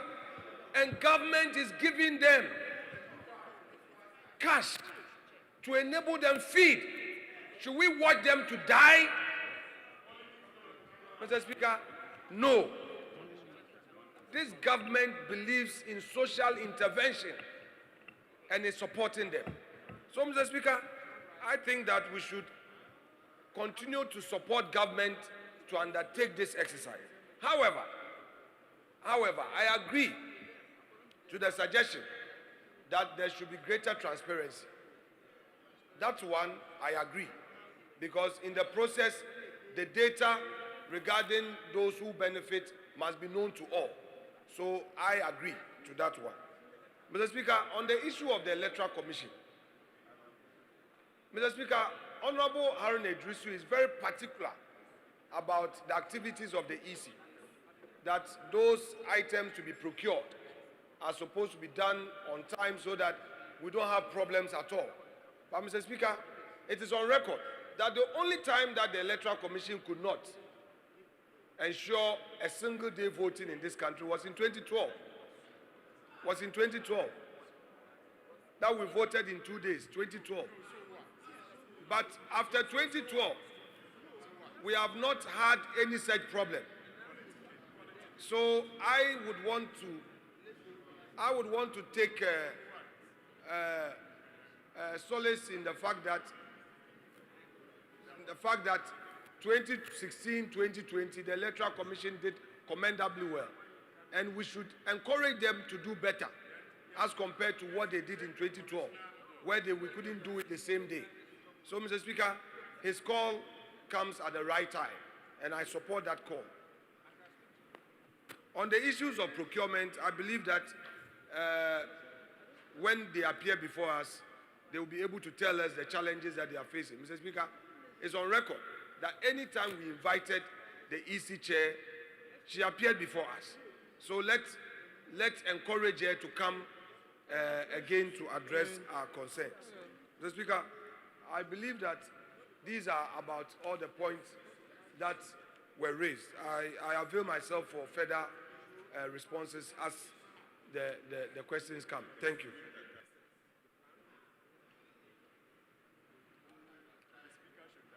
Yes, Deputy Minority Leader. Thank you, Right Honourable Speaker. Honourable Speaker, at the Business Committee meeting, a minority leader raised two very important, actually he made two important proposals. One was a proposal for a decision day, possibly on Wednesday, and I think that the Honourable Monteka has suggested a Thursday. He also made a proposal for us to sit on Tuesday, Wednesday, and Thursday, and made a strong proposal that it will help this House in accomplishing what we have set out to do, especially in this time of our election where members are to focus not only on the election but the important parliamentary duties. So we'll be really focusing on that. The majority leader did not necessarily oppose it. In fact, was amenable to that. But that did not find expression in the business statement. And so I think it's important that members know that these issues were raised. The majority leader supported it. And I think it's important for him to state publicly on this view so that we can go from there. We think that it is a win-win proposal that allows us to focus the important parliamentary business while at the same time having enough time to deal with the critical election that is left with less than 2 months. I thank you, Honourable Speaker.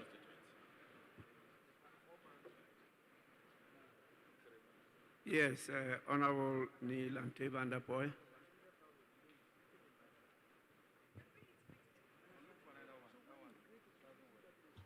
Right Honourable Speaker, thank you very much for the opportunity. Mr. Speaker, the majority leader has just made things a bit confusing for me. You're talking about a policy decision that you have taken to assist farmers presumably affected by drought. You have a figure and you have a budget, meaning you've done your own assessment and know the people who have been affected and where those people are located. Our colleagues here, especially the Honorable Member of Parliament for, is it Sene? Sene, has made a critical case of a possible parliamentary bipartisan committee to investigate this so-called handout to affected farmers. I was expecting the leader to look at that issue and that call, because all of us here are asking that if you are being able to determine that 3,000 cedis per person is enough to take care of those affected, then you would have done the necessary research and calculated everything. And so there's nothing wrong telling us here in Parliament, since you are our leader, that these are the people who are affected in these parts of the country, and not just stand here and tell us in the north. Where in the north? Today, we have northern region, northeast, savannah, and you can't just come and stand and say north. Where in the north? Which part of the north? And what was the criteria used in doing the assessment and coming to the conclusion that they will need 3,000 cedis per person? These are things that we must know. Because if people ask us outside, as members of parliament representing them, we should be able to explain to them convincingly how this is going to be done. So, Mr. Speaker, I think immediately the call by the Honourable Member of Parliament for Senate must be looked at, so that we don't have enough time. So we look at this situation critically. Thank you very much, Mr. Speaker.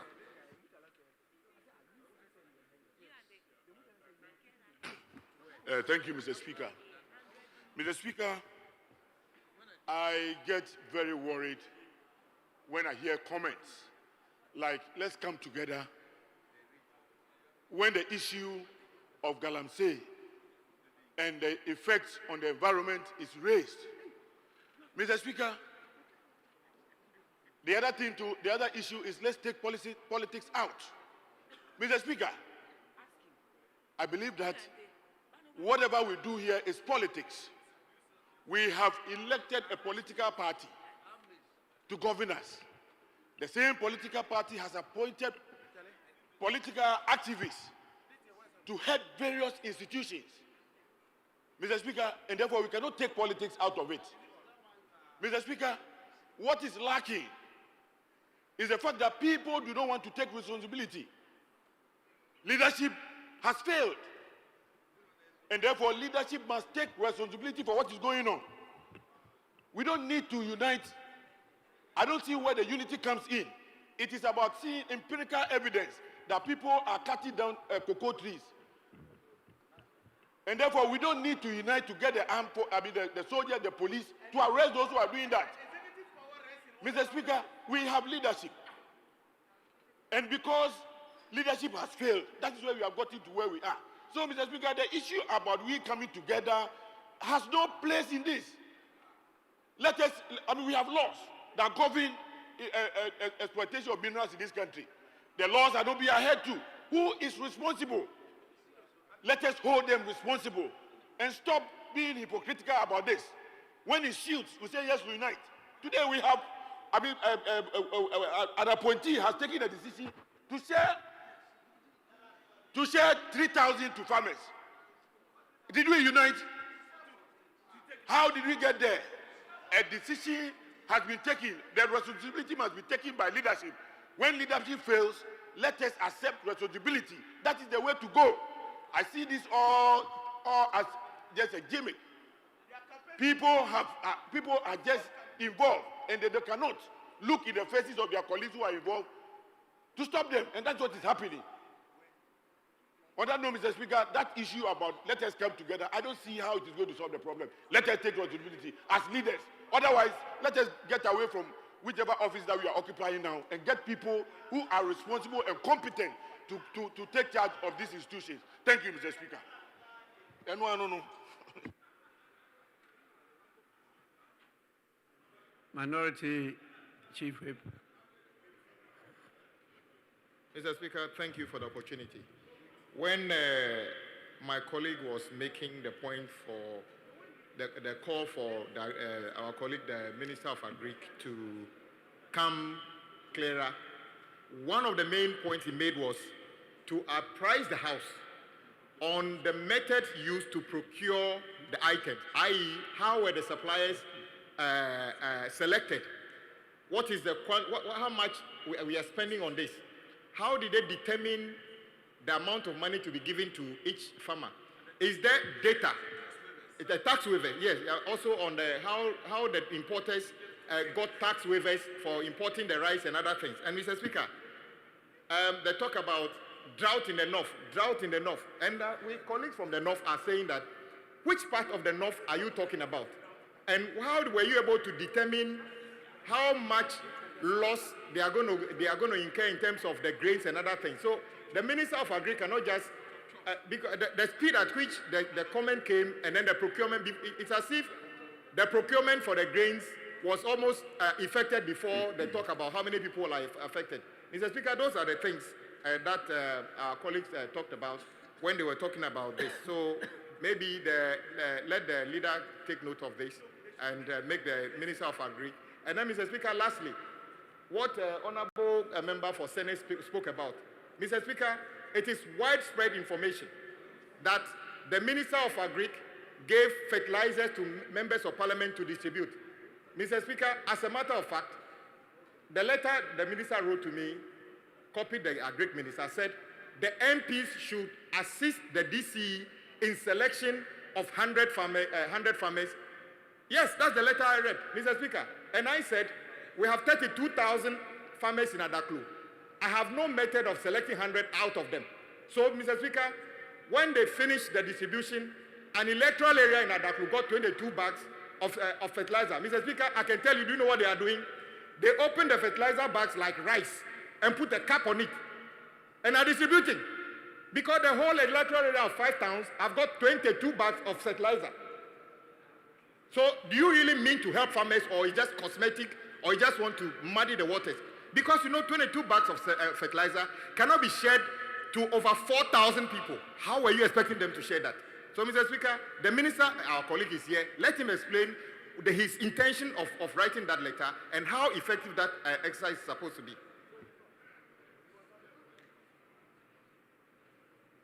Yes, Honorable Helen Ntoso.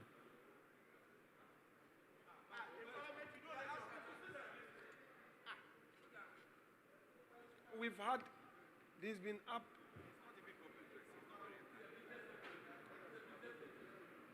Sorry, who has been up? Mr. Speaker, with respect, Honorable Brian Achampon. Oh, I'll get. Mr. Speaker, because of the. Yes, you are right. You are right. I've taken notice of you now. Yes, please. Thank you, Mr. Speaker, for the opportunity. Mr. Speaker, I would like to know from the Minister for Agric, when we talk about drought in this country, it means that he's talking about the northern part of the country. Drought is a disaster. May I know from the minister, because when it comes to disasters, I know that it is NADMO that is responsible, is the lead agency to be in charge of drought, which is a national disaster. Did the Ministry of Agri work with the National Disaster Management Organization? Because when it comes to disaster and giving out monies or relief, they've got to have the data, households. You cannot just say you were giving an individual 3,000 Ghana cedis. You've got to look at the household, because some of the households is 3 people in the household, 5 people. For international standard is 5. So how did they come about with the data that they are going to use to distribute this money? And if you're talking about drought, the vegetation in the northern region is not different from the vegetation in OT region. So if they are saying that there was drought in the northern region, are they saying that they didn't see anything like that happen in the OT region? So I think that the data that they have, Mr. Speaker, it is not a true data that the Ministry of Agriculture or the Ministry of Agric is having. They have to consult the MPs in the various constituencies to work with them and to work with NADMO so that they can have the credible data for this distribution of monies that they want to undertake. Thank you, Mr. Speaker, for the opportunity. May we hear from the minister, since he's around, the Minister for Food and Agric, then we can continue with the comments.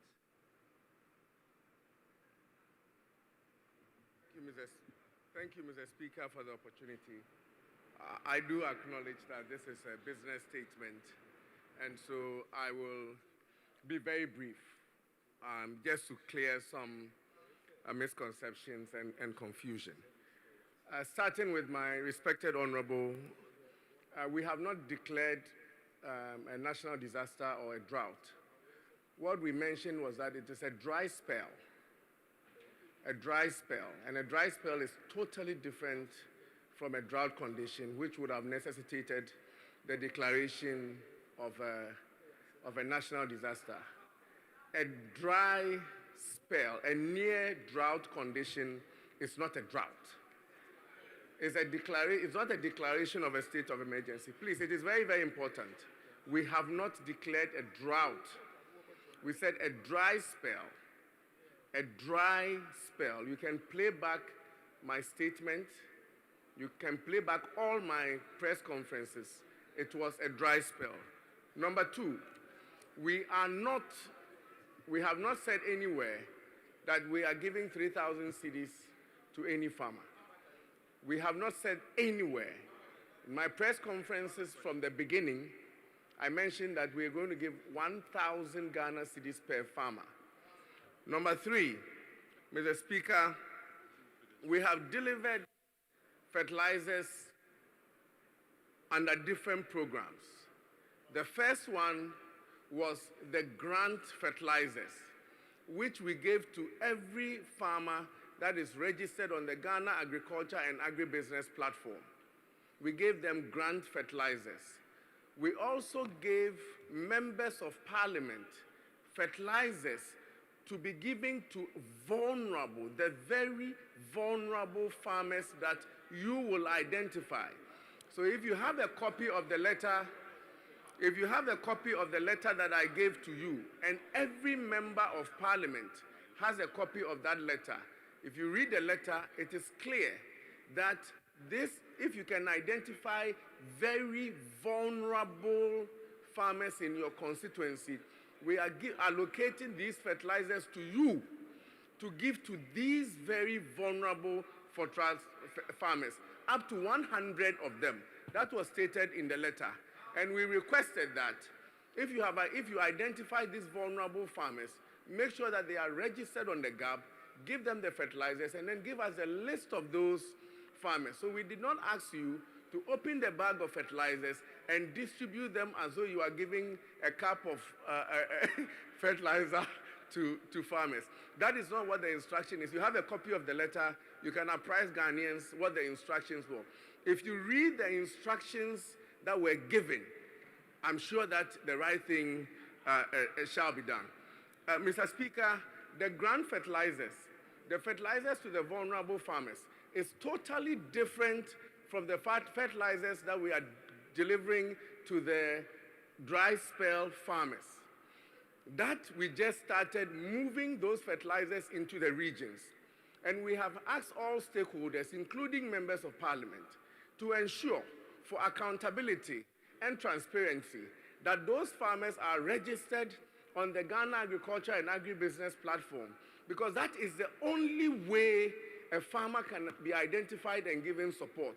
And that is why we have invited members of parliament, district chief executives, and community leaders to help register the farmers so that we can account properly to parliament, we can account to the Ghanaian people where the resources of state is going to. So it's transparent. If you so happen And I've had several members of parliament who've had their fertilizers in a way withheld by DCs, and I've received calls. I don't want to mention names. If I'm dead, I will.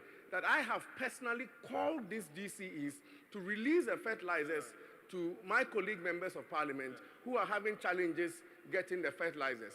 In fact, I have had cause to, on one occasion, call the leader of the minority about the situation. So there's total transparency in how we are delivering government resources to the Ghanaian people. We encourage all farmers through their leadership, through their leaders, to help the farmers register so that we can give the farmers, nobody anywhere can receive inputs from the Ministry of Agriculture without being properly registered, so that we can come and account to the Ghanaian people. So it is important that we set out the confusion. I'm going to come back in any statement, in whatever form, to give proper accounts to the Ghanaian people. How we procured inputs for distribution for the dry spell. We went through the processes. Mr. Speaker, with the permission and the right question, I'll come here to the floor and answer to the Ghanaian people the level of transparency with which we are implementing this government program. Thank you very much, Mr. Speaker, for the opportunity.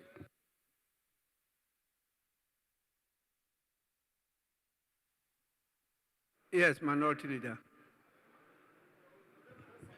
Mr. Speaker, I would like to quickly make a point after the minister responsible for agriculture just spoke. Mr. Speaker, I say this because December last year, Parliament approved a budget for the Minister for Agriculture. That budget did not anticipate 800,000 farmers, of which you will pay 1,000 Ghana cedis each too, according to your own numbers. Mr. Speaker, that budget did not anticipate expenditure of 3-point-something billion for dry spell. And for the minister to spend that kind of money without parliamentary approval, Mr. Speaker, that is the question. And the members of parliament want to find out, was this properly appropriated? Was this properly appropriated? Mr. Speaker, that is the question. And Mr. Speaker, we are aware that they are awarding contract for the purchases of rice. And we want to know how this is being distributed. Mr. Speaker, and we want to know the scientific way in which they came across the way this was done. Mr. Speaker, and that is why we are raising this question. Because expenditure of about 3 billion. Mr. Speaker, we are concerned because not long ago, this country went into crisis because of the way COVID money was spent. COVID money was spent. Are we going to hide behind the same dry spell and send this country to another crisis? Mr. Speaker, we should get involved. In an election year, we should get involved. And that is why we are saying that the minister must be invited properly. He must appear to this, he must appear before us properly, and then present to us what is called the so-called dry spell and the amount of money you are spending, because we have not approved for you to spend any money on this dry spell. We have not approved for you. So please come properly and let us actually look into the details of what you are spending. Thank you, Mr. Speaker. Honorable members, please don't let this be lost onto you. Just comments on the business statement. Mr. Speaker. That have been present. Just comments on business statement. The other issues you are raising, we have tools to handle them as we go along. Please, comments on the business statement. Honorable Bernard Ahiafo has been on his feet for some time. Let me listen to him. Then Mr. Speaker, Honorable Ajasafu has been on. After that, I will. I have been on my feet for a long time too, Mr. Speaker. Mr. Speaker, I thank you very much. Going to Honorable Sarah Adjoa-Safo. I was just going to mention your name, and you decided to interject. And you are happy laughing. Mr. Speaker, I thank you for finally acknowledging me on. I had been on my feet for a while, so when you started honorable, I thought you were going to call somebody else. That's why I interrupted. I sincerely apologize, Mr. Speaker. Mr. Speaker, I've been called. Bernard are here for. So sit down. Sit down. After me, Speaker will recognize you. No, Mr. Speaker was asking why I was busily laughing, and so I just stood to actually explain why I was a bit out of order. That's why, Mr. Speaker. I sincerely apologize. Please go on. I have the floor. Yes. All right, sir. Thank you. Mr. Speaker, I was on my feet because I was a bit lost on what we were doing on the floor. Because I remember the majority leader rising and presenting the business statement. But the question line and the line of questioning from most members that have been on their feet is asking for further and better particulars on the issue about fertilizers, the issue about members getting involved, which I thought I was going to catch your eye early to draw your attention to the fact that we could invite the minister to come in the form of a statement, or members could file a question properly so-called within the scope and ambit of our standing orders, so that he can properly prepare and come in. Because standing orders talks about relevance. So I was flipping through the business statement, the 3-paged business statement of the majority leader, and I couldn't find the basis for the questioning. But Mr. Speaker, you rightly intervened and actually cautioned members that this is the time for business statement, and our comments should be restricted to what has been presented by the majority leader. So I am not saying that the concerns being raised by members should be brushed off or are not necessary. That is not what I'm saying. But what I'm saying is that let's do what our rules permit us to do, which is that if we have genuine concerns about how fertilizers are being distributed and whether we've actually authorized the minister or approved any finances for that, I think that we would be fair to the minister if we file proper questions or we ask him to present a statement. Then we can all debate the statement thoroughly, both sides. But now the way it looks is as if we're taking him out of the blues. It's like, Mr. Speaker, when you're practicing and you get to the law court and your opposing counsel just pulls out something out of the blues. We call it ambush litigation. It's as if we're catching the minister ambush. So he would be able to provide some level of answers to what we're asking, but I think that this is a house of record. Everything that we're saying here would be in the hazards for posterity to judge. So let's give him the benefit of the doubt. Let's give him time to prepare and present a proper statement or file questions where he will be given ample time to answer, Mr. Speaker. I thank you for the opportunity, but you've rightly ruled that we should stay within what is being discussed, which is the business statement for today. So, Minority Leader, you are out of order, so come properly. Thank you. Honorable members, may we listen to Honorable Bernard Ahiefo. Again, I emphasize we are dealing with a business statement, and let's restrict our comments to that. Yes, Honorable Bernard Ahiefo. Mr. Speaker, thank you very much for giving me the opportunity. Mr. Speaker, I know we are commenting on the business statement, but there are some matters emanating from the Agri Minister which we must clear the doubt. Mr. Speaker, as we speak, the information in my constituency is that I, Bernard Ahiafo, MP for Akachi South, has been given fertilizers, but I went and sold the fertilizers. Mr. Speaker, I intend taking a legal action against those who are making such statements against me.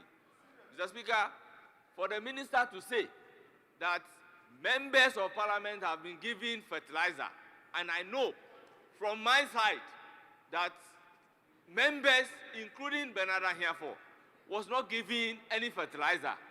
The district chief executive never even called me about fertilizer.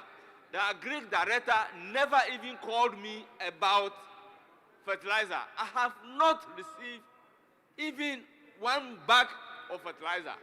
So, Mr. Speaker, once this is a house of record, we need to clear the air that I have not received even 1 cup of fertilizer, let alone going to sell it. Mr. Speaker, if the minister is picking and choosing, then that is a different thing altogether.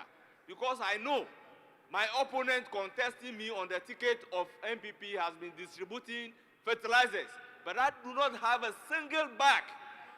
If that is what they are doing, then there is a need for the general public to be aware of it, and my constituents should listen to me, that I am standing on the floor of Parliament to make this declaration that I have not received a single bag of fertilizer. If the minister is here, and you can prove that I, Bernarda Hereford, have received a single bag of fertilizer, stand up and say it for the general public to hear.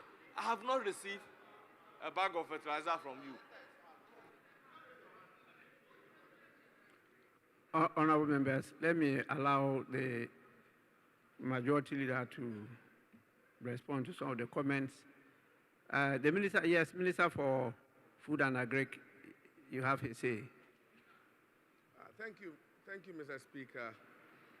It's important that we put it on record that I, Brian Echampo, Minister for Food and Agriculture, I have dispatched to Honorable Ahiafo in his name 300 bags of NPK, 100 bags of urea.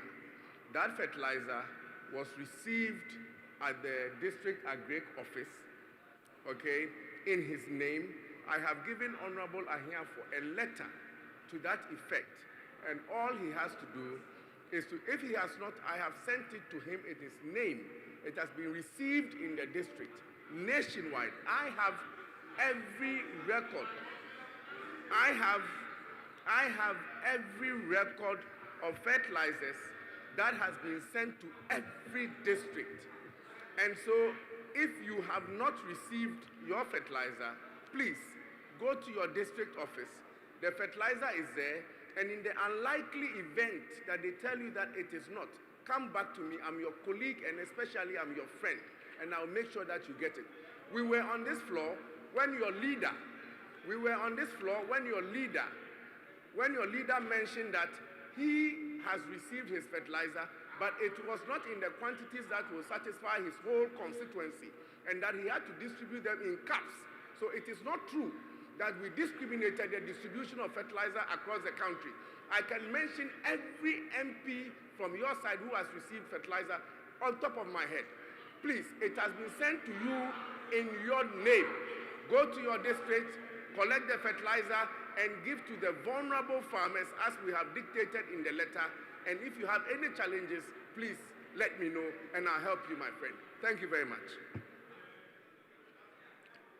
Honorable members, the exchanges are now going beyond comments on the business statement. Minister, you may need to get time to come to brief the House with the details you have. Just responding now, you know, there are some slippages. It could be off tongue, because now you just stated that you can say off the cap the fertilizer you've sent to each and every member of Parliament, and you can say off the cap which member of Parliament received, because you say received the fertilizer. Now his issue is that he is being said to have received them and he sold them. Now if you can tell off the cap of your head, can you tell us whether he in particular received, you know, because you are making it on the floor of the House, and this is a very serious matter, whether he received the fertilizer?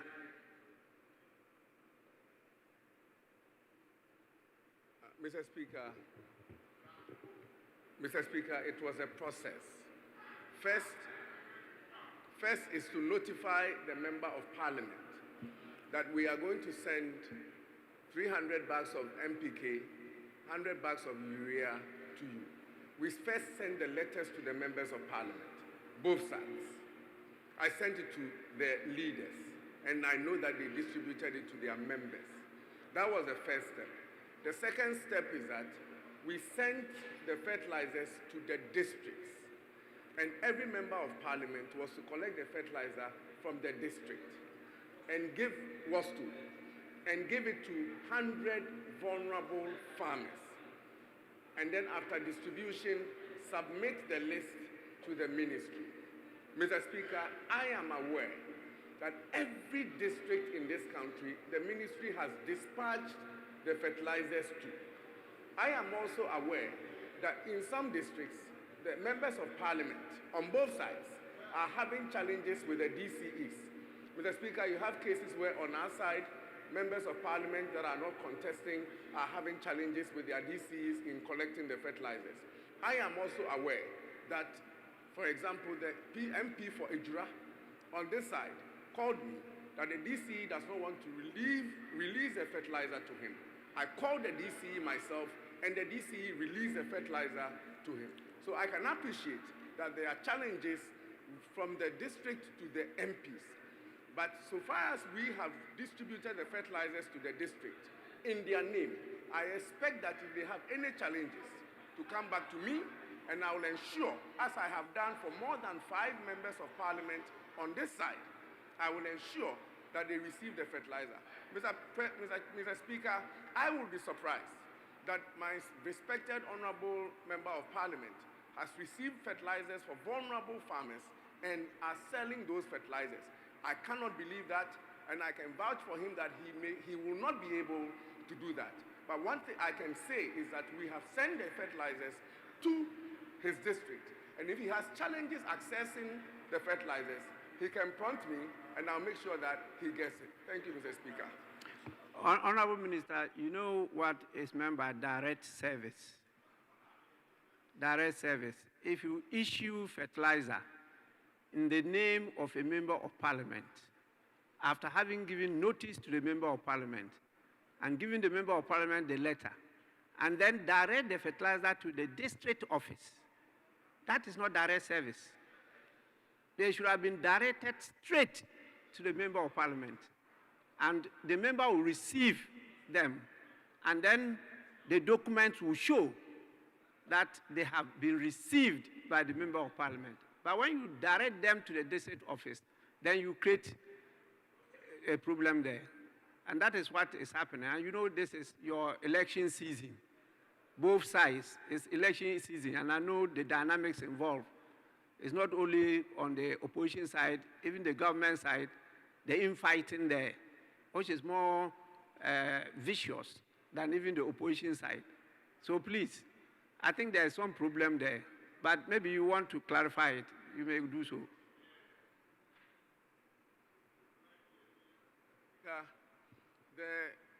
The country and parliament would demand accountability from me. And the processes for distributing such is through the district assembly, as is done through common fund. You have to send it to the district assembly for the assembly to receive it in their stores and then release to the member of parliament. I'll be very happy if the rules of government allows me to take fertilizer from the ministry and just directly send it to my colleagues. It's not me saying you should do it, but your statement that is the process has created the impression that the fertilizers are to be given directly to the members of parliament. But as you said, governance is about using government officials and government agencies. And so you have to route them through that. As to whether they have reached the members of parliament, that one you have to follow through later. And your attention has been drawn to the challenges you've been meeting. So in making statements, you don't say, you can say off the cap of your head as to what has reached this and what hasn't reached this. There are challenges along the way. And he in particular raised his challenge, and his constituents are listening to him. You see, and so this is a very delicate, very serious matter when it comes to elections, particularly in Ghana. So this is not the time for this kind of exchanges, as the minister himself has proposed, we can find space to go through this in detail, honorable members, so that we get a clarification for you to go back to your constituencies. By any case, don't be worried about these things because the people have already decided. It's not these your current interventions. I've been in politics for a long time. I know I always win my elections long before election time. You know, it's not during just these few days that you win elections. And that's why I kept on drawing your attention to your performance for all the 4 years, not just 1 month or 1 week to election. May I allow please, we have to end this matter and move to other business. It's just business statement. I just want to get the response from the majority leader as chairman of the business committee. Please. Business statement.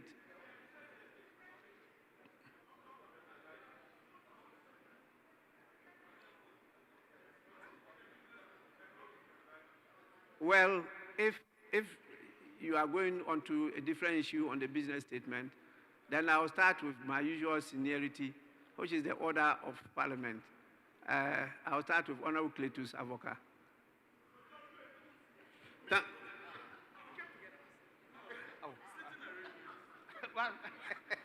Thank you, Mr. Speaker. Mr. Speaker, from practice or past experience, we know that we have this October to stay in Parliament, and then November we will break so that honorable members can go and campaign for 7th December election. I was thinking that the business statement will indicate how long we are going to be in the House between today and the other end of October or first week of November, so the members will know the period ahead of them and program themselves. But as of now, we don't know how long we are going to be in Parliament. We don't know whether it will take another 2 weeks to be here or 3 weeks to be here, so that we can adequately program ourselves and then address the issues that we have in our respective constituencies. So I thought that if the majority leader knows the type of business he has presented just for this week, the type of business, he shall indicate what he wants us to do for the next 2 weeks, at least up to the end of October or first week of November. And then by consensus, we agree whether we have 2 weeks left or 3 weeks left for us to work and then be able to go to our respective constituencies to finalize our campaign and the elections. In the absence of that, I think that would be very, very difficult for members to work within the ambit of the time that we have, because we don't even know how long we can be here. So once he's here, he knows the business that government has. He should indicate to us how long we are going to be here and when we are breaking for elections. Thank you. Yes, Honorable Jinapo.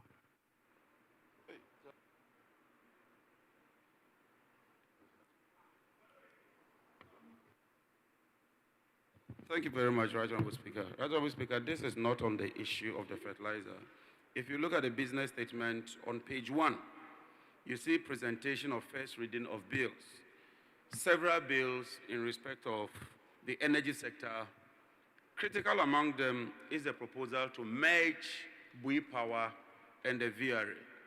Mr. Speaker, following our clear stance that we will not support this, the minister responsible for energy, Minister Herbert Crapper, revealed on the 4th of October, that was Thursday, after meeting VRA staff, that government had taken a decision to withdraw these bills.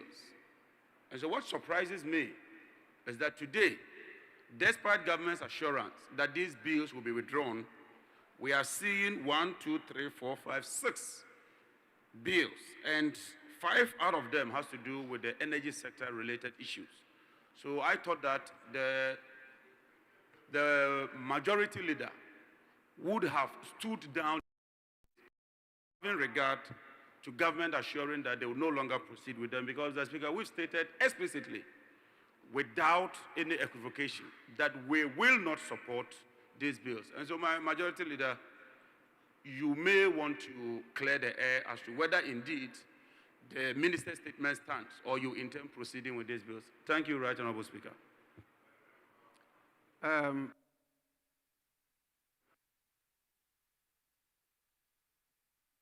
Yes, Honorable Bauer, then after you, the Majority Leader.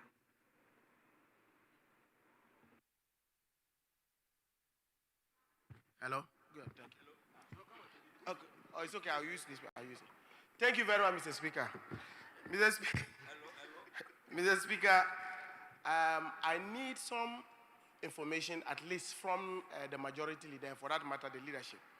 You recall that Parliament, through the Finance Committee, was asked to give the Finance Minister an opportunity to use at least, I think it's around 500 million Ghana cedis from the contingency fund as part of the support that they needed for this drought issue. I do know that, yes, the procedure is that when the Finance Committee gives the approval, it is okay to go. However, the last time we were here during the recall, the understanding was that there had not been a consensus or maybe an agreement, a final decision for the approval of this amount. My information I have from members of the committee is that a decision had not been taken. I would want to know from the Majority Leader whether a decision was taken and whether government has been communicated to have that they have the approval to use at least 500 million Ghana cedis from the contingency fund. I just want to have that information, please. Thank you. Yes, Majority Leader, you may have the last word. But most of these issues you are raising is question time. If you have issues on these things, you pose questions. But comments during the business statement presentation, it takes it out of context. Yes, please, you may respond. Mr. Speaker, please, Mr. Speaker, I'm pleading this side of the House. We have been standing for more than 10 times, and your eye has not caught us. So we are appealing that maybe you help us before, just the last one, before the Majority Leader. It's on the same statement, please, the business statement, Mr. Speaker. Honorable Member, sorry that you didn't catch my eye anyway. It's not my eye that should catch you. You have to catch my eye. Sorry. So I will come to you. Yes. I'm grateful for the opportunity. Mr. Speaker, he will come to me.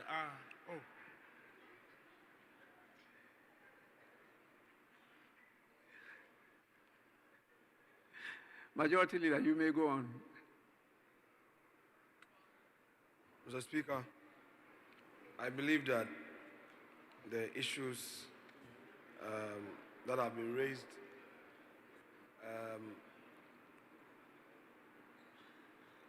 could be explored using other procedures. However, I've taken note of a lot of them, and I would like to work together with my colleagues to enable them have answers to some of the concerns. On the issue particularly raised by my respected colleague John Jinapo, yes, it is true, I am aware of the statement by Honorable Krapper to the effect that these bills are to be withdrawn. But as you know, this is a house of rules and procedure. Once we are in possession of a document, it becomes our property, and we are to proceed on them. These are indicative. They are not, cast in stone.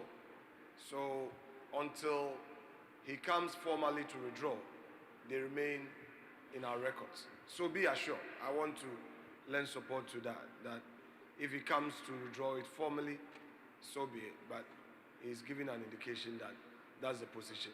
So there's no cause for alarm. Mr. Speaker, without more, I would move that. Yes, just before that, let me just listen to the cry of the honorable member. Very well. Yes, please. Thank you, Mr. Speaker, for this opportunity. Mr. Speaker, I'm Honorable Kuma Kintamponov. Mr. Speaker, my senior colleague, my senior member, Honorable Dafia Makbo, rose an important issue here, but it's like there's no reply to it.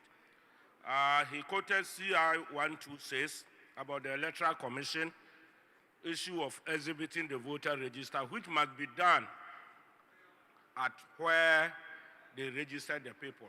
That's the polling stations. But it's like the Electoral Commissioner is not going by the law.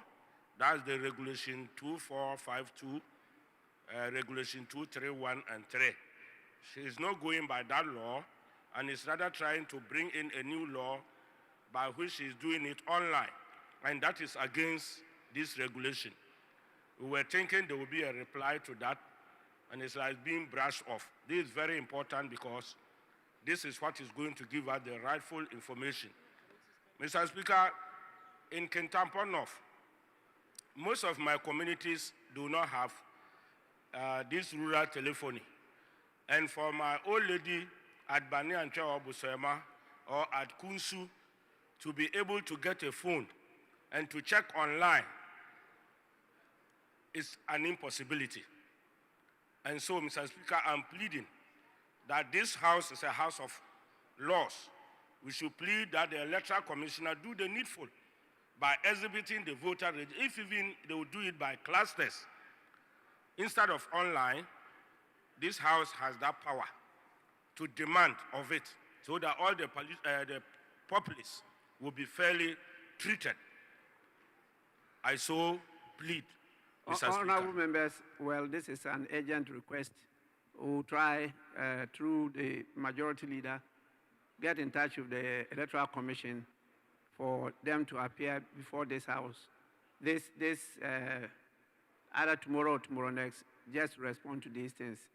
The majority leader may not be in the position to give you any response because it doesn't work at the Electoral Commission. It can only pass on information. The other issue on the bills, please let it be known by all of you that I have not admitted these bills at all. I don't know how they found themselves on the order paper. And I queried the table office on that. I have not admitted them. Before business comes before the house, they have to be admitted, and you go through the standing orders, you see the processes that you pass through when they are private business and when they are public business. It's only when they are admitted by the speaker that they are processed by the clerk's office to the business committee, who then arrange them for the week. And these are now taken on to order paper for each day. So I have not admitted these businesses, the bills that are before us. And so they are actually not before us because they've not even been presented. And so those who have them still have them. They've not been submitted to the House, and they are not before the House. With this, I think that we will take the business statement as adopted, subject to the comments that have been made, and then the follow-up actions will be taken. Honorable members, I plead with you to take a few minutes